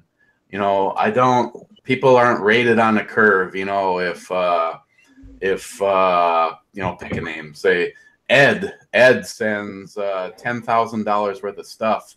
Ed isn't going to be singled out over somebody else, but going down the lineup, as you've already heard, we've got the companies that have helped with this. CZ USA, TriStar Arms, can't say enough about them. And evidently the crazy Scotsman for, you know, going to task. He's the one that made all of that possible. Mm-hmm. And Scotsman, you crazy son of a bitch. Yeah. The Scotsman. Odinworks, before Alicia left Odinworks, she knew that we had the youth build coming up, and that's when she sent all of that stuff. So not only to Odinworks, because I'm still in contact with them, but Alicia was what you call that great employee that you talk to. She's the one that realized that she was giving away somebody else's shit, and she did it very well. All right. Hold on. With that being said, Chris is here. My basement buddy, hi, Chris, brother from another fucking mother. Mm-hmm. What is up? He's here, and this is the guy who was best friends, as I said earlier, you guys. With Justin. So, Chris, can you hear us? Yeah, but I gotta turn off the live chat from YouTube because I'm getting a really bad echo. Hold on. All right. Oh, that's so much better. Come on, you fucking amateur. What the fuck? You do Blog Talk Radio every week. Come on. Dude, I don't get it. I don't know where the video is. He has a hard time with that too. Alicia was she was one awesome person. Yeah, Alicia was great. We've had help this time around from BattleBox. Jay, the owner of Elite Ammunition, helps out all the time that he can. Of course, Active Heroes for making this all possible. And now to the guys, the family that makes this, John Solar, Crazy Scotsman. I always give credit to Christine because even if she puts up with me, so that's got to be worth something. Hornet Fixer. She does a lot. She's an amazing woman. She does so much behind the scenes. So it's Jim, Hornet Fixer. The ATF sucks. I had piles of stuff for this giveaway and the woman's one. That's the next one that we're doing from the ATF sucks before the stuff even happens. Joey Cuz, Stalker Steve. Stalker Steve had stuff left here from his win that he wanted to go to the next one, even when we didn't even know what that was. Big Jeff, Gunwild 1. Not only did he send stuff, but he's also going to be sending a bunch of ammo in all of the calibers to the winner. He listened to me and is going to wait on heavy. I don't care if you want to send me feathers that you're going to donate to the giveaway. That's fine. Send those feathers on over. But if you're sending lots of ammo, I got names written down of who's donating what, so that at least I can talk about that later. That's the best way to do it. Be light on this. Johnny Concho, Robbie 574. EMT Railfan, Tardisius, the other over the weekend, Kayla Strain, someone new that I'm sub to. She looks like she's got a prepper channel, and she's got a bunch of stuff that she's doing. And as of right now, that winds out what has been sent to me. And like I said, if you send me something or you have something that you want to send straight on to the winner, get in contact with me. I put your name immediately on the video, and I've got a list so that when it's all over, I can get in contact with those people and remind them of their donations. And I know I haven't said it yet, but I will be donating 1,000 rounds of 22 to this also. Hell yeah. 1,000 rounds of 22. Right on. And quickly going down the line of the VRs, the guy that had the first VR up was Ed. Ed, love you, baby. Yeah. ATF sucks. Joey Cuz, another good friend, Smile Money, even though he's a pain in my ass. Gillian 426. Hold on, stop. Who the fuck is Smile Money? What? Who the fuck is that asshole? What? Whoa. Okay, El Tenda. Stalker Steve. Stalker Steve gets Stalker Steve released the same video. Actually, he released two of them. I think I have both of them in here. He released the same video for 5 days straight with different names. My favorite was Fuzzy Kittens. I love Fuzzy Kittens. But he also did a tribute to kind of what a veteran might be going through coming back from battle. So hats off for that. It was kind of intense, but it was very good. I got to interrupt for 1 second. Brian McConn's out there. He's asking how much ammo do you need? Seriously, Brian? We need you to come on and talk. He's the one that should know. We need you to come on and talk. That's what we need. Come on and say hello and talk to us, and let's get to this. I asked about a calling number before, and it was non-existent. Let's get to this. Let's get to this ammo thing together, Brian. All right, hold on. Let's hear Chris fucking talk since he's joined us finally. What am I going to talk? What do you want me to talk about? He can't talk. My basement buddy. My list. Yeah, I'm still in the penalty box, I believe. Yeah. Life is like 25. Hold on, stop. You're on my chat. There's no fucking penalty box. Yeah, right.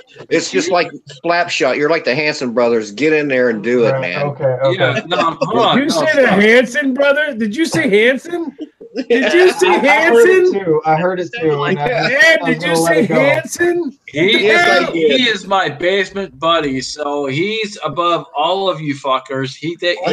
Oh.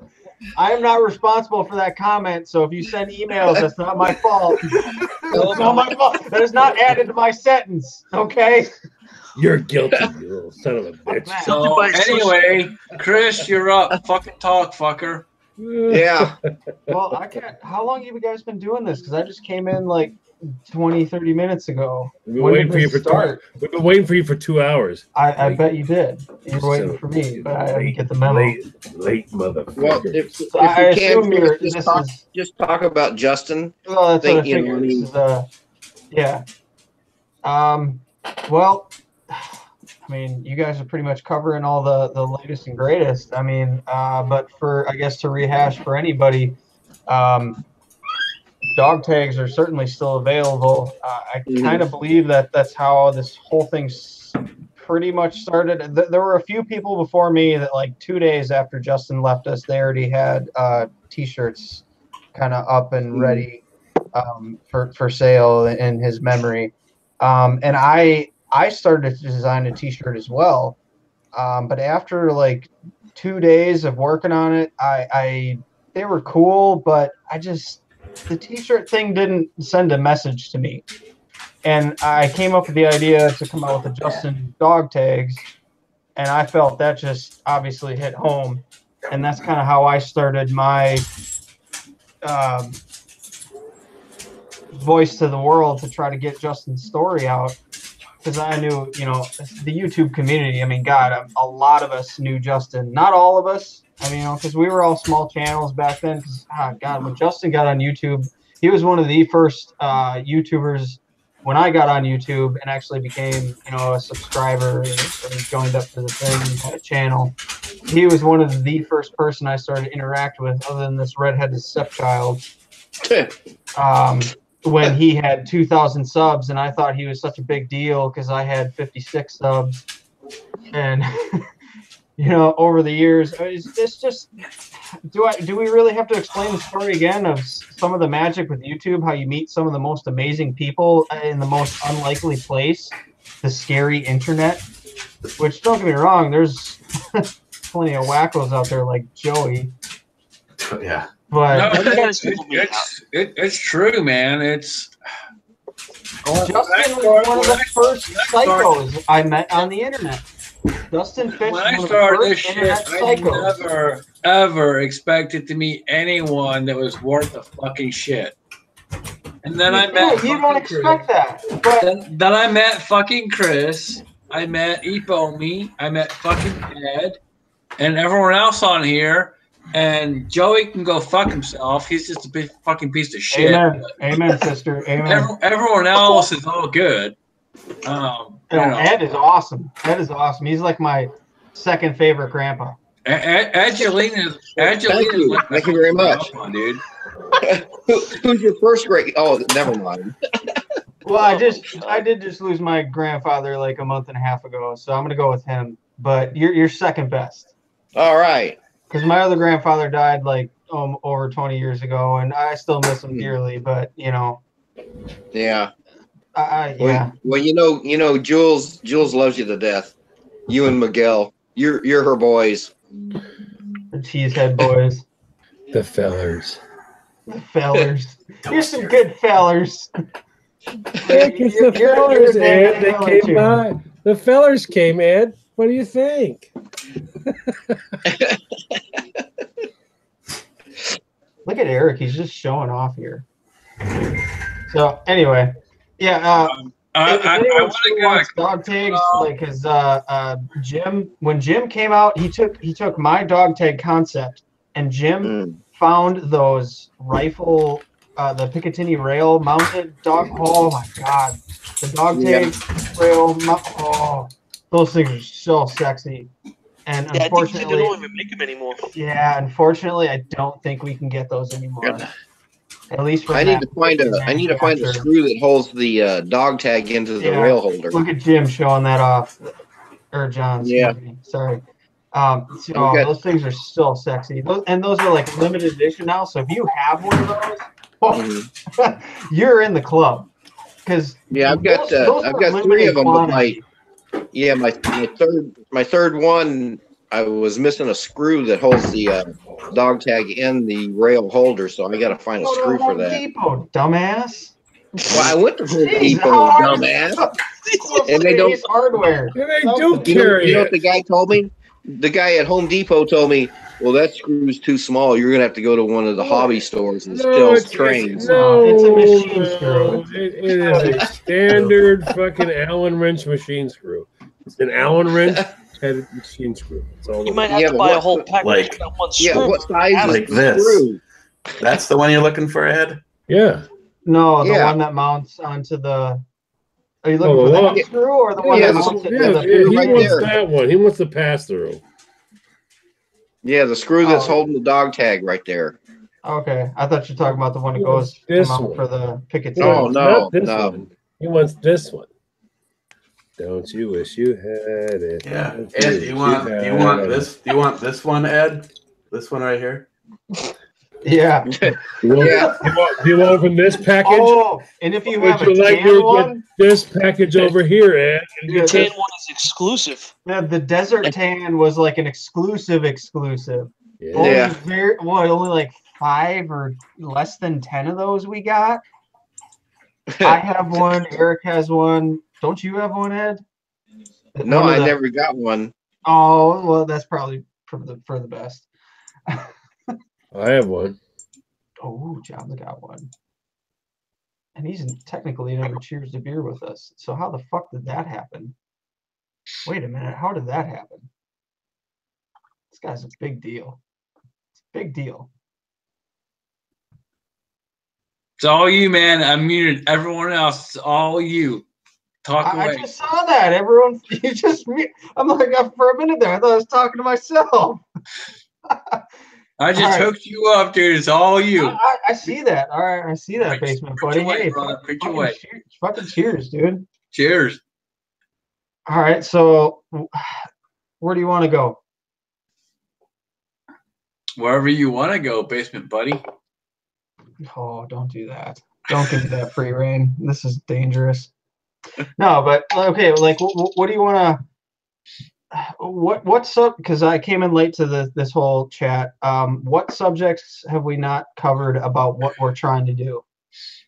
We're talking about. Have we talked about the cabins? Have we talked about the progress that we made on the cabins? Have we talked about? I'm not sure if we talked about the progress we've made on the cabins. I did get a phone call from my boss earlier on in the chat, so I missed some of it. Okay. So if you want to talk about the progress we've made, that would be awesome. I know the progress from 3 months ago that there were a number of more cabins built. Actually, if you look at if you go to the website and look at their, I guess for lack of a better term, project photos, it's really seems to be shaping up. I really wish. 2 cabins. I shouldn't even say wish. I think if they would allow it, I would just, even if it's just me, someday soon, I'd like to actually go down there and check the place out myself. Not to like stay the weekend or nothing like that, but just go down and check out the property and get more familiar with, more in depth with what we're doing, because we've been very in depth with this for over 2 years now. I can arrange it. So yeah, I mean, of course we'd spend the weekend or something down there because it's quite a distance for most of us. But just to even walk the property for an hour or two and just see Justin's statue that they had personally carved for him and things like that. I think it'd be awesome because a lot of us have been so involved in this for over 2 years, and even before longer than 2 years, because a lot of us got behind Justin's mission when he was still with us. Because God, he was preaching all this great stuff for what, 3.5 years plus. Yep. So somebody I don't know I think it was at least that long, if not 4. And you know, even the big thing about Justin though is I knew him before any of this ever came up, and a lot of the other guys in this chat room and a lot of people that are involved with it as well knew Justin before any of his cancer ever came into the scenario. Because what you have to realize is we don't really talk about Justin just because of his personal situation and his personal struggles that he went through. We mostly talk about him because before any of that happened, Justin was just like one of the greatest guys, and it's not any, you know, fluttering or ballooning this up or bigger head. He was just like one of the nicest, coolest guys, friends, family that you could ever freaking want. And then he you know, found out about his cancer diagnosis, and it's just horrible. I mean, the guy left us when he was 34 years old. I'm 34 years old. He was like he was a little bit older than me, like what, a year or two, something like that. But he left us when he was 34, and I'm 34, and the amount that man accomplished before, wait a during, second. and after cancer. He was is an older astounding. 34 than you? He's an older 34. Okay. Because I'm only a little 34. I think he was a little older 34. Let me jump in real fast. If you want to, just real quick here, if you want to go to Active Heroes, I'll make it happen. Well, I'd love to. You tell me when you want to go. You tell me when you want to go. Like within a year or two. No more than that. Within a year or two at the max. I'd like to go. I will make it happen. Sounds great to me. I promise you that I will make it happen. And I'm sure there's a lot of other fellas that would like to join me on that little journey. And I think even us doing that, you know, again, we're going to have even more respect for what we're doing and what they're doing. And it's just going to drive us even farther. So, I would freaking love to do it. And I think there's a whole bunch of guys that, you know, we'll come up with a date and a time and try to make something that works for most of us. And yeah, dude, it's basically instead of a shoot-a-palooza, we'll make it a Justin-palooza. It's simple. The mission continues. The mission will never end. We will continue to do this forever. It's never ever going to stop. Because it's not just about Justin either. That's why.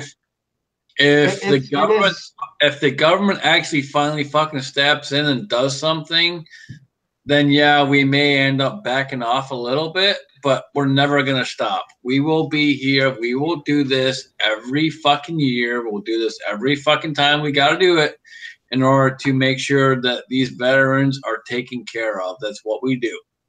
I'll tell you a sad story that I was blown away. And for me especially, it was such a fucking heartbreaker. My son, my middle boy, Kian, said, let's do this. Let's go to Fort Knox. I was like, okay. Now I have a child with autism, so a lot of you don't know that, and we've never taken him across country. So I thought, you know what, let's use this as an opportunity to train, opportunity to learn, opportunity to experience. We went all the way to Fort Knox.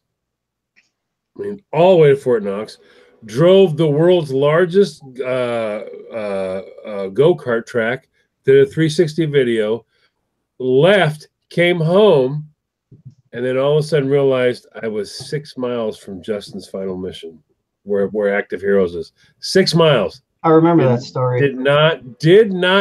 Yeah, I was fucking. I'm like, are you fucking kidding me? I was 6 miles. I was blown away. Blown away. Did not know I was 6 miles from where Active Heroes was. Literally 6 miles. Well, all I'm saying it's within a year to 2 years max. I want to go, even if it's by myself. I don't care. I want to go. But I'm telling you this though, as a promise from me to you, not everybody else. I'm just talking you to me.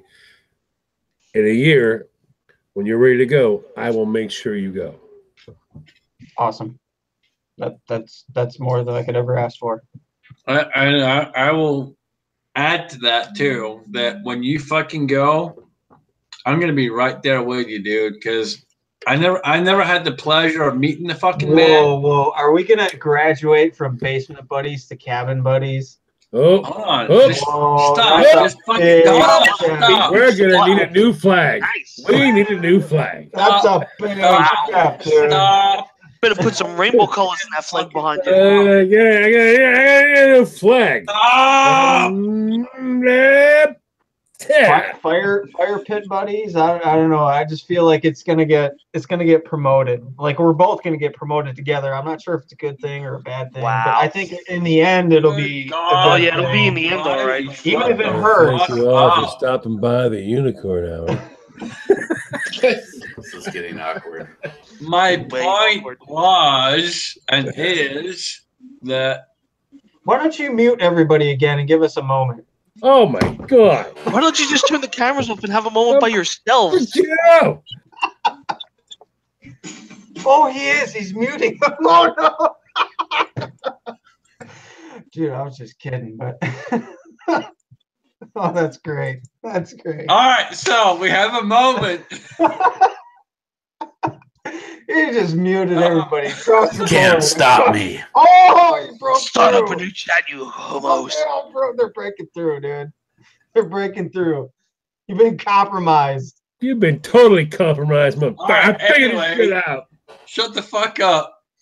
The point we got a new player. was We got a new player. But we will make this happen, and I would be honored and privileged to be a part of that and be there with you. Well, that's how I feel. I would be honored and privileged if they actually just even let us walk around for a few hours or an hour or a half hour, or just and check out you will walk around. Like, I don't need to stay at a cabin or nothing. I mean, if they had one like available, like God, that'd be awesome. But I don't expect that. But even if we just just check out the property, help clear out some bushes, because I know that's they have a bunch of volunteer work, and then they have the contracted out work. I know we tried to, because a lot of us in the group are contractors, but that's not going to work because of liability and crap. But we can still clear brush and whatever. You want me to mop a floor, power wash some siding? I don't give a crap. Let me come down, check out the property, and help out. And dude, I'm my the same time way. is yours. I'll do whatever. I'll do whatever. Fuck, dude. Most guys don't get it. I in my new job, most of you know, I now run a gun shop and a gun range, and I'm lucky enough that I answer to no one but one fucking person, and I'm lucky. But I will tell you this: I'm still the fucking guy that gets out there and mops the fucking floors, sweeps the fucking floors, and takes care of shit, because I will not fucking tell someone to do something that I am not willing to fucking do myself. That's true. That's true. And you'll get so far just by having that philosophy. Yep, you will.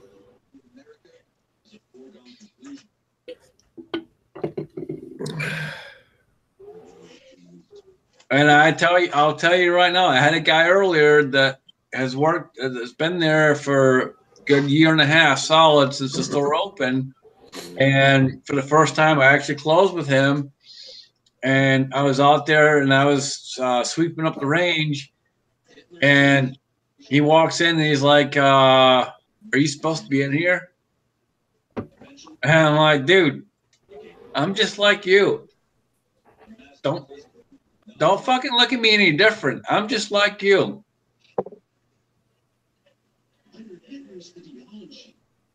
Well, I just noticed the battle beans in here. I mean, you're much more taller and handsomer than me, and you can shoot way better than I can. And if today was opposite day, that would be all true. But you're such a fucking sweetheart. You're such a sweetheart. Well, who the hell's playing music? Is that you? I don't know, but it's kind of That's fitting Ed. between you guys and your little bromance going on. I don't know. I just noticed Battle Beam was here, so I was like, "Hey, that's Mario! What the fuck?" No, I posted one of my links for Justin's final mission for Chris from a long time ago. What? Where? Huh? Oh, on the Fag book. Did you post it on Facebook? I posted it here on the side link for the guys to watch. A bunch of old pictures of Justin and. Oh, is that the one you came out with? I have a comment out there of I need to delegate. Yes, I do delegate. However, I am the guy that will jump in and do whatever fuck needs to be done because that's what a good manager does. Well, delegate for what? What do you need to delegate? It was for Justin's final mission. When you started the dog tag. Yeah. Well, yeah. Those are. I can still. That's the one I actually got. Sarah Sams let me use her picture. Her picture of. Well, yeah, just in the intro. Oh, okay. She really cared about him too.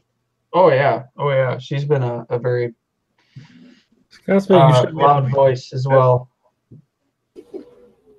But see, the thing is, back then, a whole lot of people didn't know what was going on. So, Well, yeah, one of the things I was about to say is that, I'm really, there's a bunch of us out there, or a bunch of people out there that never knew Justin on YouTube, never knew Justin on Facebook,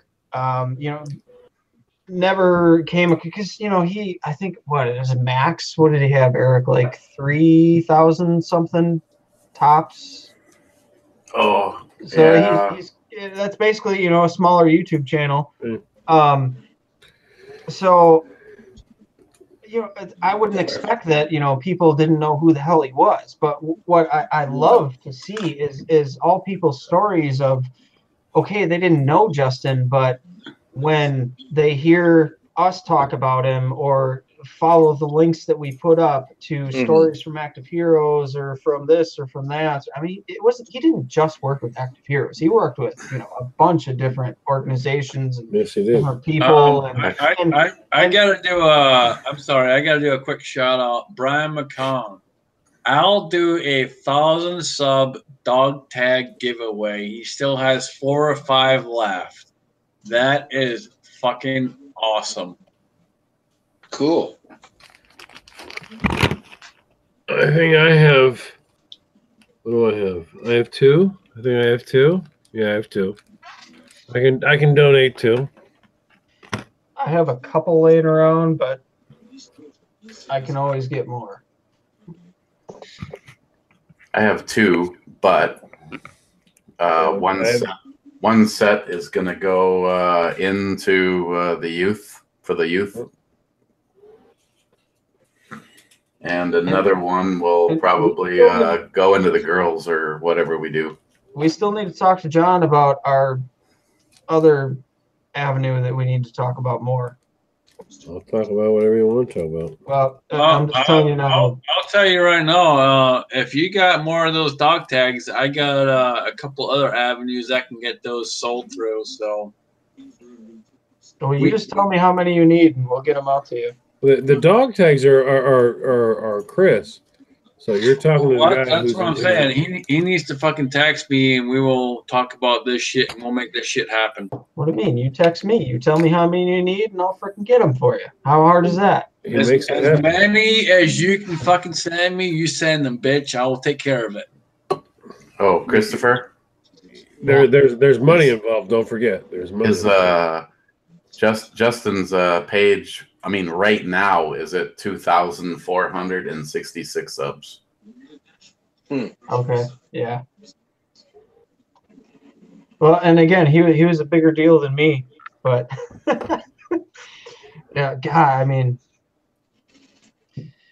it's so hard to sum up the story that is Justin, at least from my perspective. I mean, everyone has a different perspective of Justin, but the more you talk to people that know Justin, it's like all of our perspectives are exactly the same about who he was, based on all the long 2-hour phone conversations that multiple people would have with him, call in the middle of the night, anything. I mean, just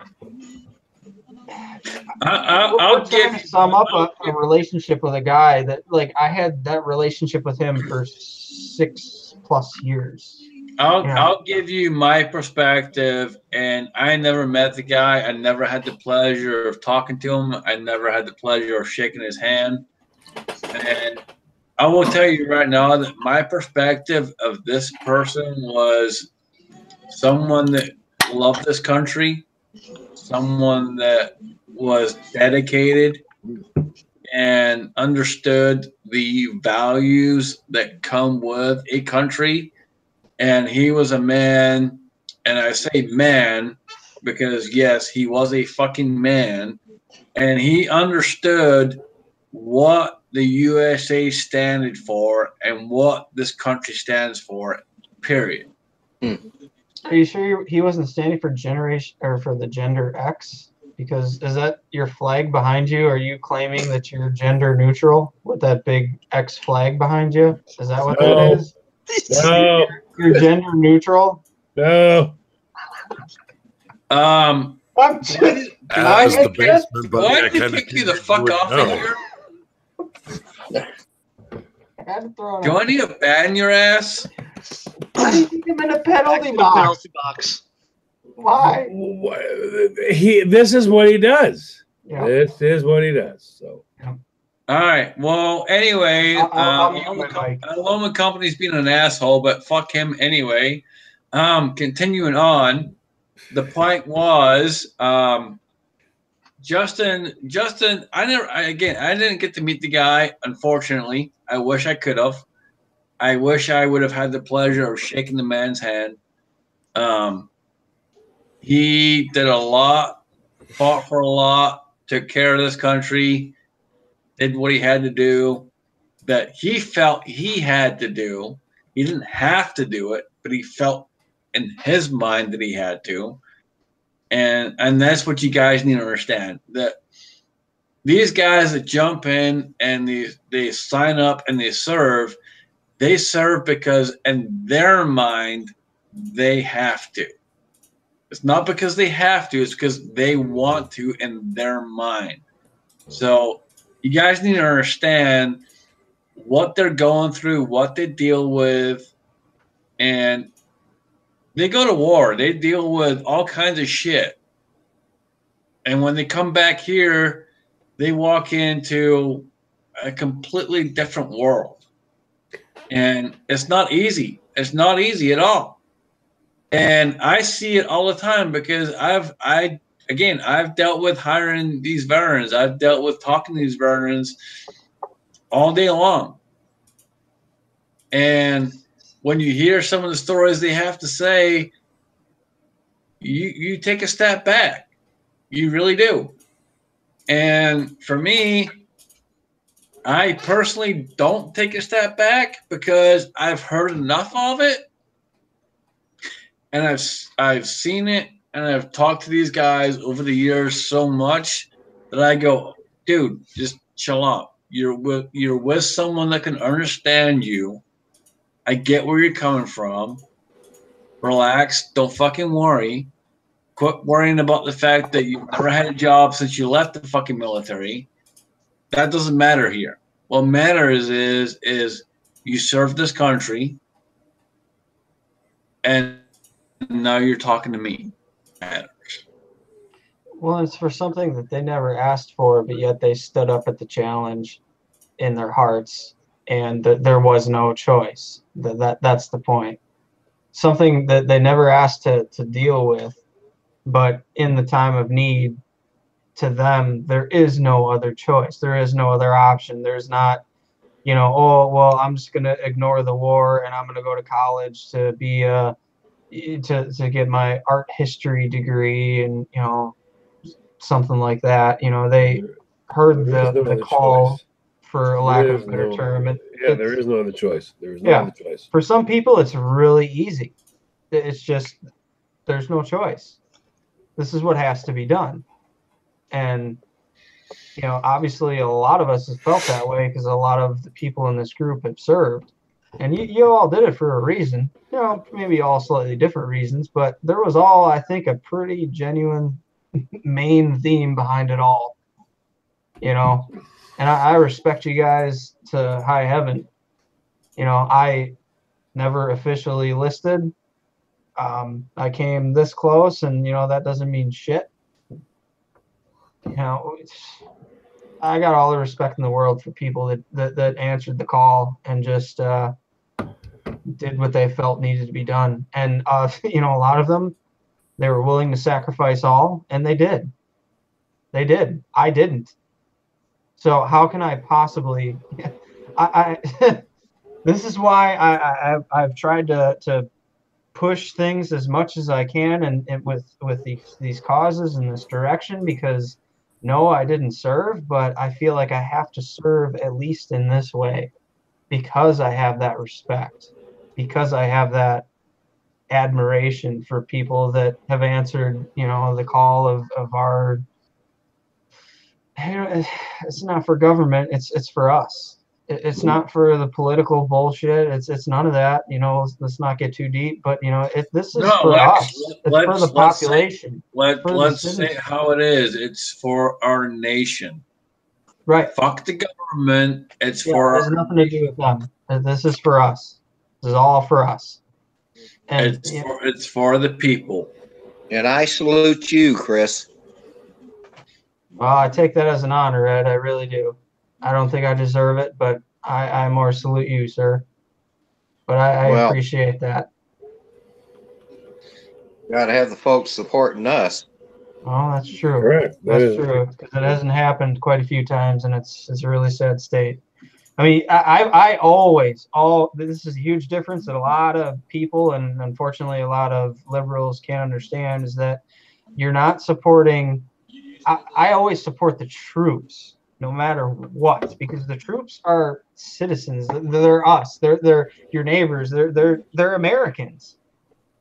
I always support the troops, but I don't always support whatever conflict or possible war, you know, whatever that the politicians got us into. That part I may have issues with, but I always support our troops because the troops are Americans. That's us.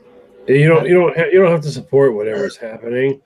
The important thing is, though, that it's the people who have raised their hand, the people. That's not a boy, that's not a girl, that's not anything. It's the people who have raised their hand are going. They're going. When they arrive, there's going to be a set of orders.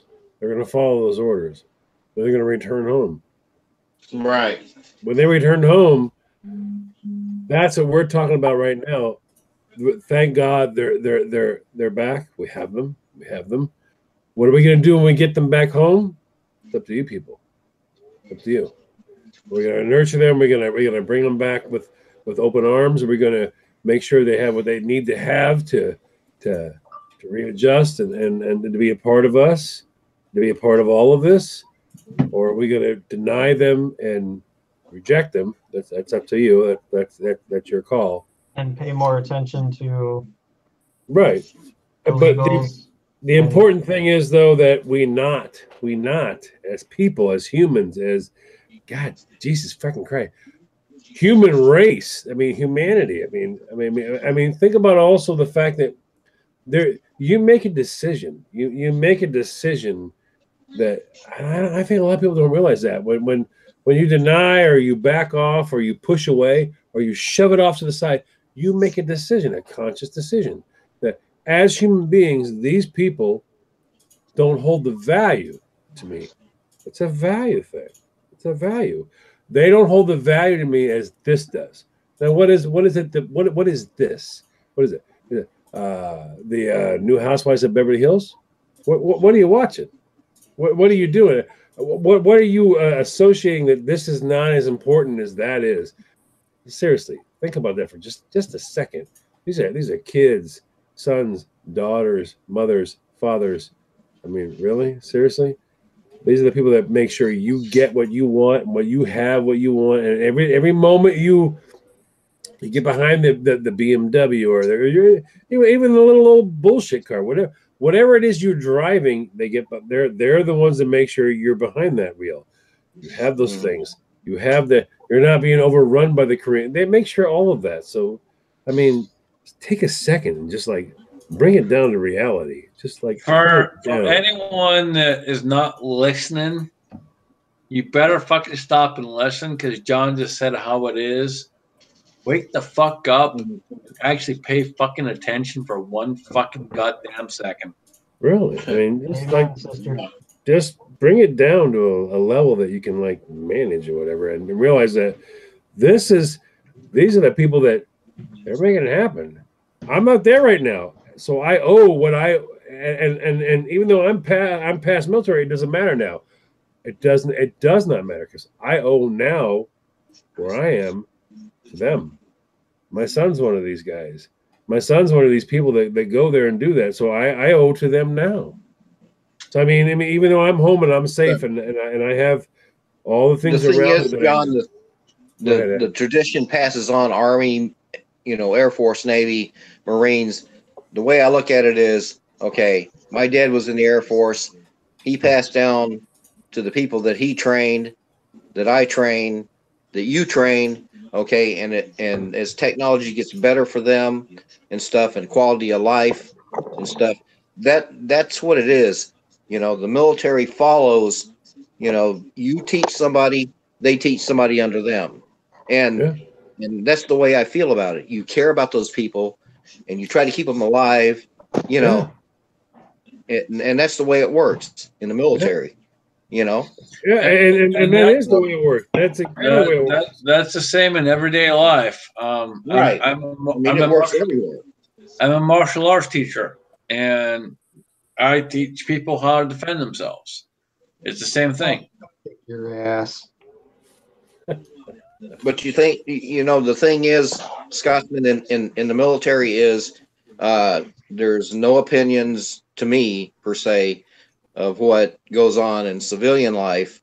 All right. You do, what you're trained, and you pass it on to the ones you're training, as long as you're going along in your evolution. Then, like for John and myself and anybody else in the military, you retire, okay, and you just kind of fade away, but that the generations are being taught, to survive and try to do the best they can. And in some cases, like what we're going through right now, some of these young folks get thrown into that, and it's hard for them, and they just kind of fall apart. That's what we're here for, to keep, Justin's final mission going, to save 22 lives a day. That's our job now. And it's so important, and every piece of it's so important. But I mean, the most important thing is everybody just realize there are, and I'm not in anymore. I am not in. Ed is not in anymore. So we're not talking about us. We're not talking about us. Right. We're talking about, but there are other people there now. Me and Ed are back home, and we're enjoying our coffee. We're enjoying our adult beverages. We have our comforts, and we have all of our things. But you know what? Regardless, there are still the men and women that are out there making sure that we get to have this comfort. Don't forget that. There's no end to what happens. There's like, and that's it. There's no end. There is no end. And you guys got to understand that. Not on planet Earth. Exactly. On planet Earth, there's no fucking end to this shit. And they deal with a lot of shit day in, day out. There is no end. There is no end whatsoever at all. So remember this. If nothing else, you know what? If any of this matters, and I'll say it, and I'm going to say it in the asshole mode. So okay, here I go. If any of this matters at all to you at all, if even any one word anybody said, anything matters at all to you whatsoever at all, then go take a second, watch the video, look at it. If it's worthy to you, if it's not worthy to you, whatever. Win some free shit. Win a huge package. Yeah, but still, go take a look at this thing. Go see what's going on. Stop for 1 second. Stop watch for 1 what's second. happening and think about it. It's not about the fucking package. Well, no, of course not. Of course not. If this 3-hour video. Shut up. I'm fucking talking. Shut up. It's not about the fucking package. It's about our veterans. It's about those that serve and take care of us. That's what I just said. If it matters to you at all, if any of this matters to you at all, if one fucking word of what we said, if one goddamn phrase of what we said matters at all, take a look, see what we're doing, find out whether or not, you know what, this is worthy. And guess what? The best part is you don't have to give a thing to my ugly ass. You don't have to give anything to Ed. Ed, look at Ed. Look at that. Oh my fucking God. You don't want to give nothing to Ed. Hold on. You want to talk about ugly ass? You don't have to give a fucking thing to this ugly ass. Nothing goes to Ed. Nothing goes to Scotsman. The only pretty person there is, the only pretty person is Eric. So Eric, smile. Tell everybody, say, I'm Eric. I'm pretty. All right, and Chris thinks he's pretty. Chris thinks he's pretty. But, hold on, stop. No. He said like, stop. No. I'm like the fat guy is like, oh wow. Hey, sit your sad ass down. The fat guy, but Chris is like with me. He's with me. The fat guy needs to shut the fuck up. Chris is pretty. Oh Lord. Oh, there we go. Chris, in his own way. In his own way. Other than that, no, he's not fucking pretty. Continue on, John Solar, please. No, but I mean, if you got a second, if you have a minute, if you want to take a second to like absorb something, go look at what we're doing. Just go look at it. Don't do anything. Just go look at it. When you look at it, if you think this is worth your time, is this something that you think is like, I don't know, and this is valid, then be a part of it. Just take a second. And if you don't have any money, I want to take this moment right now up front to say thank you. Thank you. You looked. I appreciate this so much. If you don't have any money, guess what? You can do the next best amazing thing, which is probably the most amazing thing, which is, can you share this? Can you like tell somebody else, go, hey, did you see this? Did you see what Justin did? Did you see the sacrifice that was made by this amazing man who's not with us anymore? His family misses him. There's so many of his friends that miss him. There's so many people that miss him. But did you see this? Did you know what he did? And I thank you for that. If you can at least just go, hey, what did you know about this guy? I thank you. I will say this: even if it's just one share, just one, that makes a huge fucking difference. Thank you. I thank you immensely. Thank you. I personally, honestly, I did this chat tonight because to me, it means a lot. I've met a lot of great people through this endeavor. And I say endeavor because I will continue this on no matter what, regardless if any one of these guys on this chat decide to say, fuck you, Scotsman, I don't want to fucking talk to you anymore. Whatever, trust me, I will continue Justin's final mission because to me, it really fucking matters. If you are in this fucking country and give a shit, even just the tiniest fucking shit about this country, take the time, help out, donate $10. And just do what you can. That's it. All it is. If you don't have $10, just do us one favor. If you could just share this, just share. Yeah. Well, Thank you. SoCal Thank you. says he'll Thank give you. $100 if John burns his hat live on the chat. Oh, my Glock hat? Yeah, John. Don't dare me, bitch. In the side chat. Go get a Patriot hat. Don't dare me, bitch. Don't. I tell you what, hold on. SoCal, I love Justin. I don't think you quite understand. I love Justin like me. I mean, I don't know Justin. I didn't get a chance to meet Justin, but dude, I'll do shit that's like stupid. SoCal, I will burn one live right here, just for you. No. I'll SoCal, you better have your money ready. SoCal, I'll like this bitch on fire right now. I'm not actually like fucking kidding. Oh, there we go. If we stay in the chat long enough, we can actually see the fire department. Do you see the fucking smoke? SoCal, fucking digits right fucking now. SoCal, do you see? His head's burning. Do you see that, SoCal? You see this, right? Do you see what I'm doing? Digits, SoCal, digits.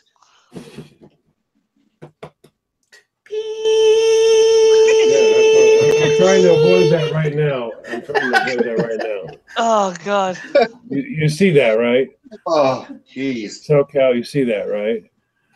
Hold on, stop. Hold on. John, it's not enough. Block? Light that shit up again. Oh God. SoCal, no. I love Justin. I love Justin like you don't even understand how much I love Justin. So. I'll like. You want to see me light my hair on fire? Make it $400. No, I don't think I do want to see that. You gotta burn that shit all the way, dude. Come on, fucking light that shit up again. If you were going to do a heavy taper, high and tight, that would be all right, I guess, John.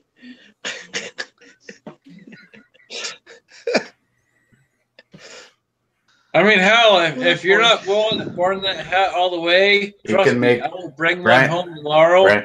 Brian wants to buy the hat as is. With the whole I will bring one home tomorrow, and I will do a live stream just of burning a fucking Glock hat tomorrow just for you guys. Oh, baby. Hold on, I'm still putting this out. Hold on.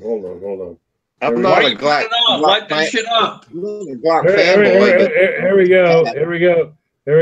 There it is. Oh, boy. I expect to see $100 donated.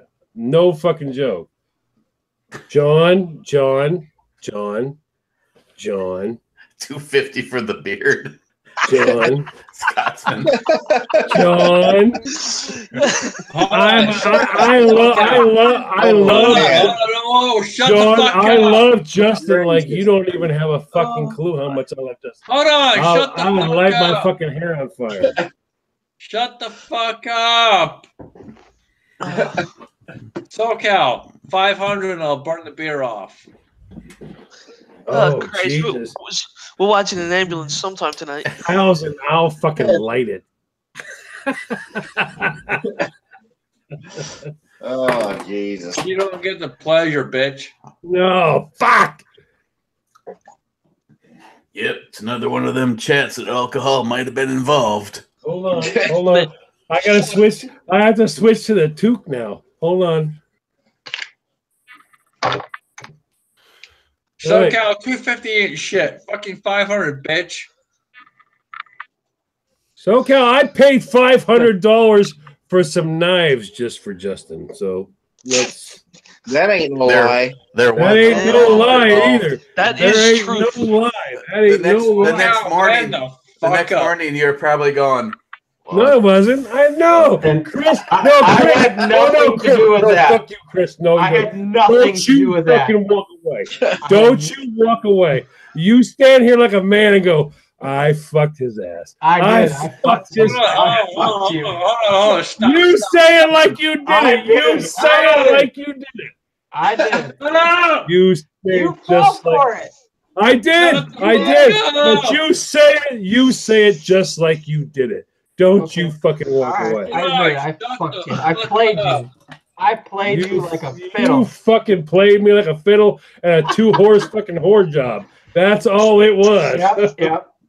Oh man, I wanted to. I was willing to buy. No, the I knife, love you. No, I love you. I love you. I love you. But listen, no, I was fucking screaming drunk. I could push it. I was Jesus screaming Christ, get a drunk, fucking and you were room. like, this Yeah, this guy's is gonna be a fucking, shit show. this guy's gonna fucking jack off and pay all of his money. He just lit a hat. He lit a hat on fire in his store, and then goddamn, he lit a hat on fire. Oh, God. I'm trying to We keep this just shit lost fucking all straight. respect for Justin's final mission right there. Oh, we Within did like 10 No, seconds. we did not. No, we did not. We love Justin. Every minute of it. Everything's I'm fantastic. kidding. Assholes, shut up.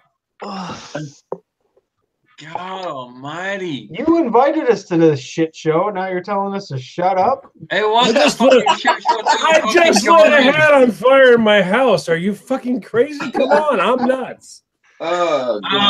Crazy, yes. John Butter Crazy Pay. Scotsman, yes. John Butter Pay. Crazy. CZ512 crazy. John Butter Pay. So do you have a number of how many interesting people are actually paying attention to this live right now? Still? 20 of them. We have 20 paying attention to this. So with that being fucking said, Salute. shut up. I'm fucking talking. Fuck you. I ain't Joey. Don't talk to me like Shut I'm up. fucking Joey. Shut up. My fucking chat. I will Fuck lick my you. hand and slap you Fuck like your you. mama. Shut up. Shut the fuck up. How come no one says punk bitch anymore?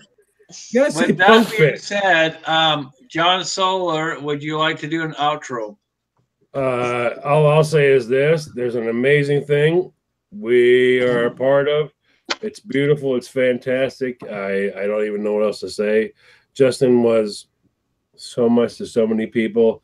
There are so many other people that are so much to other people. Amen. And if there's somebody in your life that that has served, has had a moment, and maybe needs a second, this is an important thing. So be a part of it. I ask you, please, please, please, because there's no reason to lose one more. Thank you. Absolutely. Couldn't say it better myself. Joey motherfucking cuz, would you like to do an outro? I don't know how I could top anything after what just happened, but yeah, guys, check the links that we left in the chat. Even if you don't donate, just spread the word by just sharing the videos that everybody's doing. Exactly. I believe he always got a playlist on his channel, so you guys can check those videos out over there and just share the shit out of them. Yeah, Absolutely. if that's all you do, just please just get the word out. I mean, just a Facebook share. It's one click, or 2 clicks. 2 clicks. The share button and then post to your timeline. 2 clicks. Thank you. Thank you. That's all we're asking. Facebook, Instagram, Yeah, all wherever. that shit. Wherever. I don't care. Do whatever you can. Every little bit helps. Slap a bumper sticker on your grandma's car. She'll never see it. She'll never know it's there. I mean, whatever you got to do. Any level that you feel like helping out, if at all. That means the world to all of us. That's the bottom line. I don't care if you put a penny. I don't care if you just push the share button. I don't care if you can I say something real tell your quick? mom about it and she doesn't. Can I say something real quick, Chris? Real quick. There's a thing that is a side effect of something that you all have that just happened at Christmas. Just happened at Christmas. You all got gift cards, okay? One of the coolest shit that we have turned on is, as long as it's $1, any of your gift cards, you can say, you know what? I want to donate this to Justin's Final Mission. As long as it's at least $1, you can actually put it in there.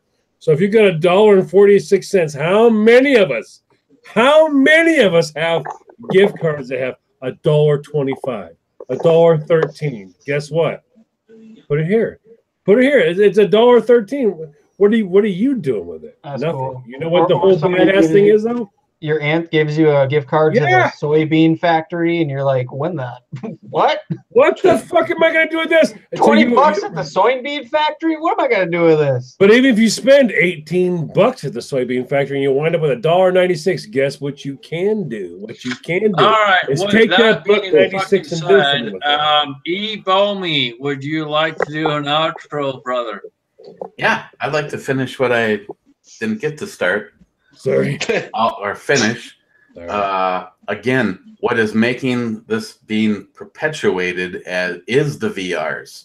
For starters, if you want to get involved, it's $10, and you might end up with the shotgun, the CZ, and the Beretta pistol, plus everything else that's in there for $10. So one person's going to win everything. All it takes is that $10. But if you do a video response, we'll give you an additional 2 entries. So $10 in a video gets you 3 possibilities. And I'm going to start from the top again in case someone new is here. VRs. I want to say a big thank you because it's spreading the word. YouTube is trying to silence all of us. So as a group, we basically say stuff it up your ass. And that was Ed, ATF Sucks, Joey Cuz, Smile Money, Gillian 426, El Tenda Fabrizio, Stalker Steve on multiple hits, Kata Boy 32, Tactical, thank you very much, Cutlery Lover, Jeff. There's a little trivia that some people may not know between Justin and Cutlery Lover, which just shows that, never mind. If anybody wants to know the story of that, I'll be happy to tell you. Of course, that gay guy did a VR. The Real Cobra Burnout, Danny Schwab, and I don't know who the fuck this guy is, but there's some WTF SoCal or something. He also he also did a yeah, I don't know. Hey.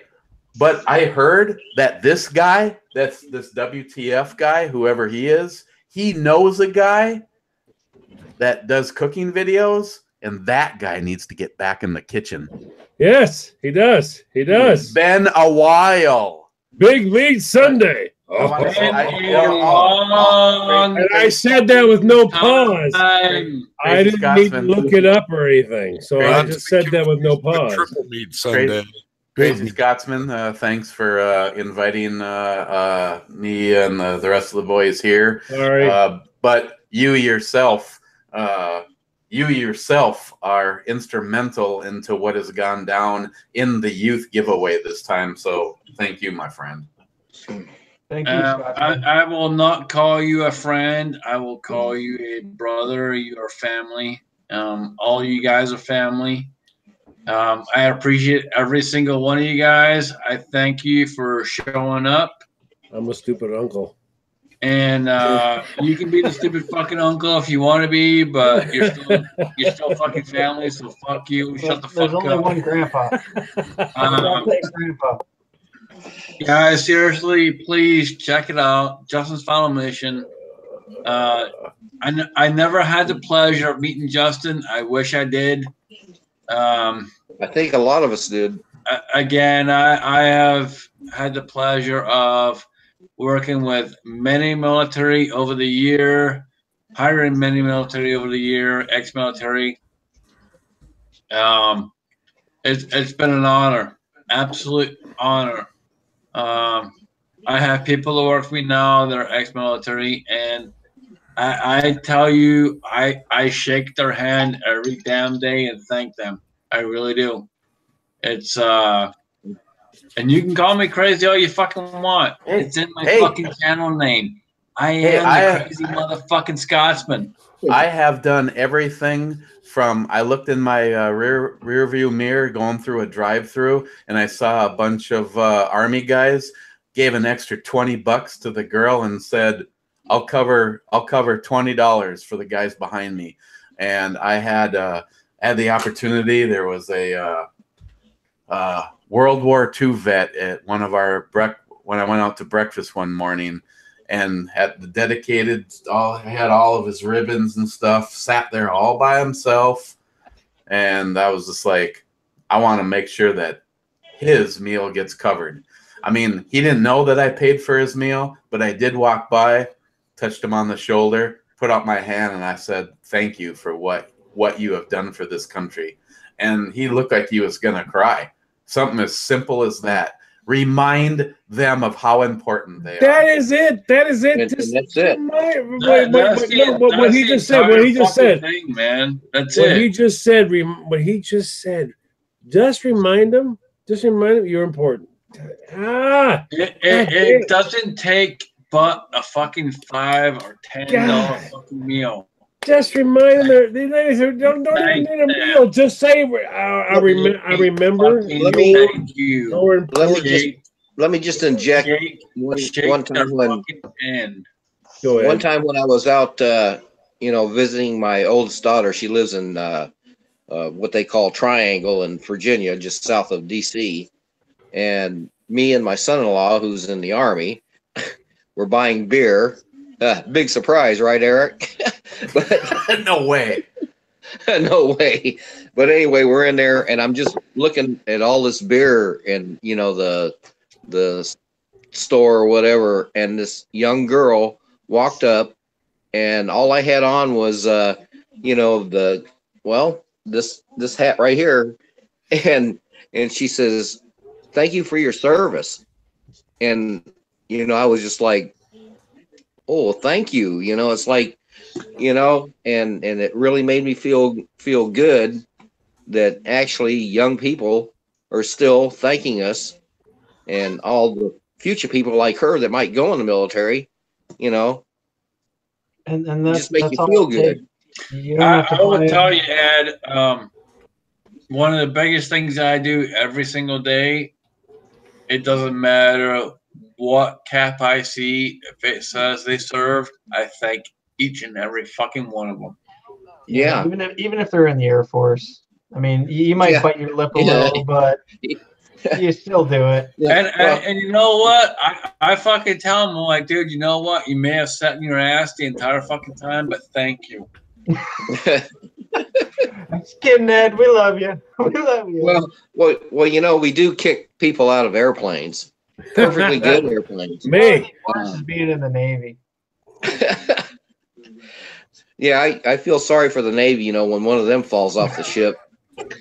All right, guys, we're gonna cut this shit out of here. So we're gonna go ahead and John already did his outro. Joey fucking Cuz, would you like to take care of your fucking shit? He did already. I did You're already. coming back to him twice. Joey, go fuck yourself. Let's see, who's next? Ed. Let's see, Ed. Yeah. Ed, you're well. I just wanted to say thanks for this this great time together with all you brothers. Eric, all you guys are like family to me anyway. So, but sorry for getting emotional, but that's the way it is. It's true life. Love you, brother. I'm going to tell you right now, Ed, don't you ever fucking apologize on my chat for being fucking emotional when it concerns anything close to this. And I mean that. Don't ever fucking apologize, dude. Your family. Even when I can hook up with Chris here and, have a... No. Basement pop. No. Yeah. No. Basement pop. No. Yeah. No. Scotsman, we call it. No. No. Forget it. You're not fucking Basement pop. Basement Yes. pop. You are not allowed to hook up with Chris. Period. No. Now you're fighting over me. There's enough to go around. No. All right. You left shit. No, you left rules open. You left rules open. You made a mistake. They came to go around. You with the rules were open. Fucking talking. Shut the fuck up. I'm really gonna get drunk from all the fucks. I'm telling you. And it is simple. There's no fucking talking to fucking Chris alone with company. You're not allowed to fucking go do whatever the fuck with him. Period. No. That can be on a side chat. Don't go near the little van with all the candy, Ed. Stay away from the van. That's right. Stay away from the fucking candy. You know, Stalker you're just gonna Steve is lure me here. with a random box of loose ammo. That's all it takes. Just shake a loose box of ammo, even if there's like. Right. With that being said, along with company, would you like to do a fucking outro? You fucking No. Dude, you're gonna put me on the spot. I really can't. All I gotta say is that I could talk all freaking night. So there's no point in me really elaborating more. I think if you made it this freaking far, you know how I feel. You know how Ed feels. You know how Eric feels. You know how Joey feels. You know how John feels. You know how Scotsman feels. Jim and all the guys that aren't here. Geez, the list goes on and on and on and on and on. All I gotta say is, I mean, tons of us knew Justin. Fewer of us actually had the honor to meet Justin, and even fewer of us got to, spend time. Blah blah blah. It doesn't matter. I mean, just look at. None of this is phony. Not a single second of this passion, this feeling. Even from the guys that never met him, never shook his hand, they feel the passion behind the movement. I'm going to tell you right now, guys. I will tell you right now, just like you said, none of this is fucking phony. And there's none. I lit my hand on fire. It can't be phony. Are you fucking kidding me? Shut the fuck up. I would not put this shit on my channel if I didn't fucking believe in it. This has got to be like 4 hours now. I mean, this is. Yeah, that's not fake. That's a real hole. That's a real fucking guy. I lit my Glock head on fire. All right. So with that being fucking said, I'm pretty sure the only person left that has not done an outro yet is Eric. So Eric, would you like to do an outro? No, he did one too. You must be having a good time. All right, my name's Scotsman. Let's end on Eric. I have no idea what I'm doing. He's got the prettiest face. You missed the gay guy. I was going to say, the gay guy. Jan. Yeah. I'm sorry. I apologize. JanisGay, you're the last one on the list. Would you like to do an outro? Well, I just want to thank everybody that jumped in tonight. It's been an absolute honor to be in the same room as some of these gentlemen. This is probably the most epic thing ever. And like Scotsman said, it's going to keep going. It's going to keep going. There's no end to this. I live a life the way that I'm able to live it because of our veterans, and that's just the bottom line. I wasn't allowed into the military, and so if I can give anything back to help any of the service personnel that have gone in, served, and are able to get back home, I'm more than happy to do everything that I possibly can, because it's because of them that I can live the life that I live. Amen, brother. I have one last thing. I have one last thing to say. We're going to have on Wednesday, if I may, Scotsman, cool. Absolutely. You're on here, John. John, I would not invite you if I wouldn't let you. No. Wednesday we're going to have a military wife on Hornet Fixers on in the hangar with Hornet Fixer. Yes, she's Amanda. She's a Marine wife, Amanda H. She's going to be on. We're going to have a lot of fun, a lot of fucking. She's a really cool gal. So tune in if you want to hear what the other side thinks about, because we don't always think about the military guys or the military girls that are in. This is what they believe. You got family. What is the family? Any confusion? That's going to be 6 o'clock Eastern time, and it's going to be 8 o'clock Eastern time. 7 o'clock Central. Oh, no, you're right. I have it backwards. My bad. Yeah, you're usually backwards. I understand. I'm backwards. Yeah, don't mess up the time. There is that time difference. 8 o'clock Eastern, 7 o'clock Central. There you go. Real fun if you get a chance to pop on. It'd be great because you want to talk to one of the other side of the family. You want to talk to one of the military wives about, hey, what's it like to be a part of all this? You can have that chance. So thank you very much for letting me talk. And didn't have before you say something else. With that being said, guys, I appreciate everyone showing up. I really do appreciate the illustrious panel that we've had. This is all about Justice Final Mission. So if you guys have not checked out Ebomi, check him out. Check out all the links. Make sure you go check out the video, donate, help out. $10 get you an entry, and it's not about the entries, it's about helping our veterans. So please, please, please make sure you check it out. Unless JanisGay has anything else, we're going to be done here. I'm good. All right, guys. So thank you very much. I really do appreciate John Solar. I do appreciate Joey fucking Cuz, piece of shit. I do appreciate Eric Ebomi, as always, brother. Much appreciated. You do a phenomenal job. Angelina, much appreciated, as always, brother. Grandpa. And then also, of course, my basement buddy, Chris, along with company. He makes a good basement buddy too. Shut up, Ed. Hey, he's my fucking basement buddy. Fuck you, dude. No one touches him. He's mine. He's mine. Fuck you. Right. He's mine. Well, I'm taking the last statement before you push the end button, and that's saying thank you, Scotsman, for putting on this little shit show and spreading the message, in any way that we can.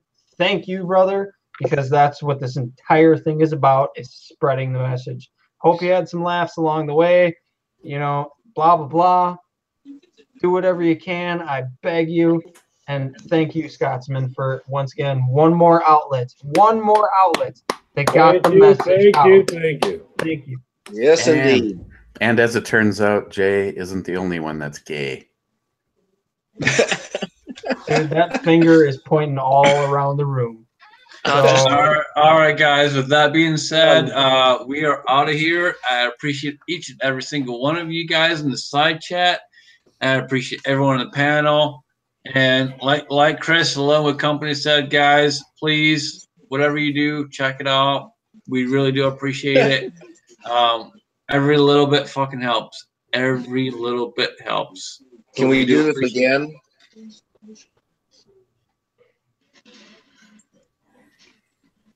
Cut it.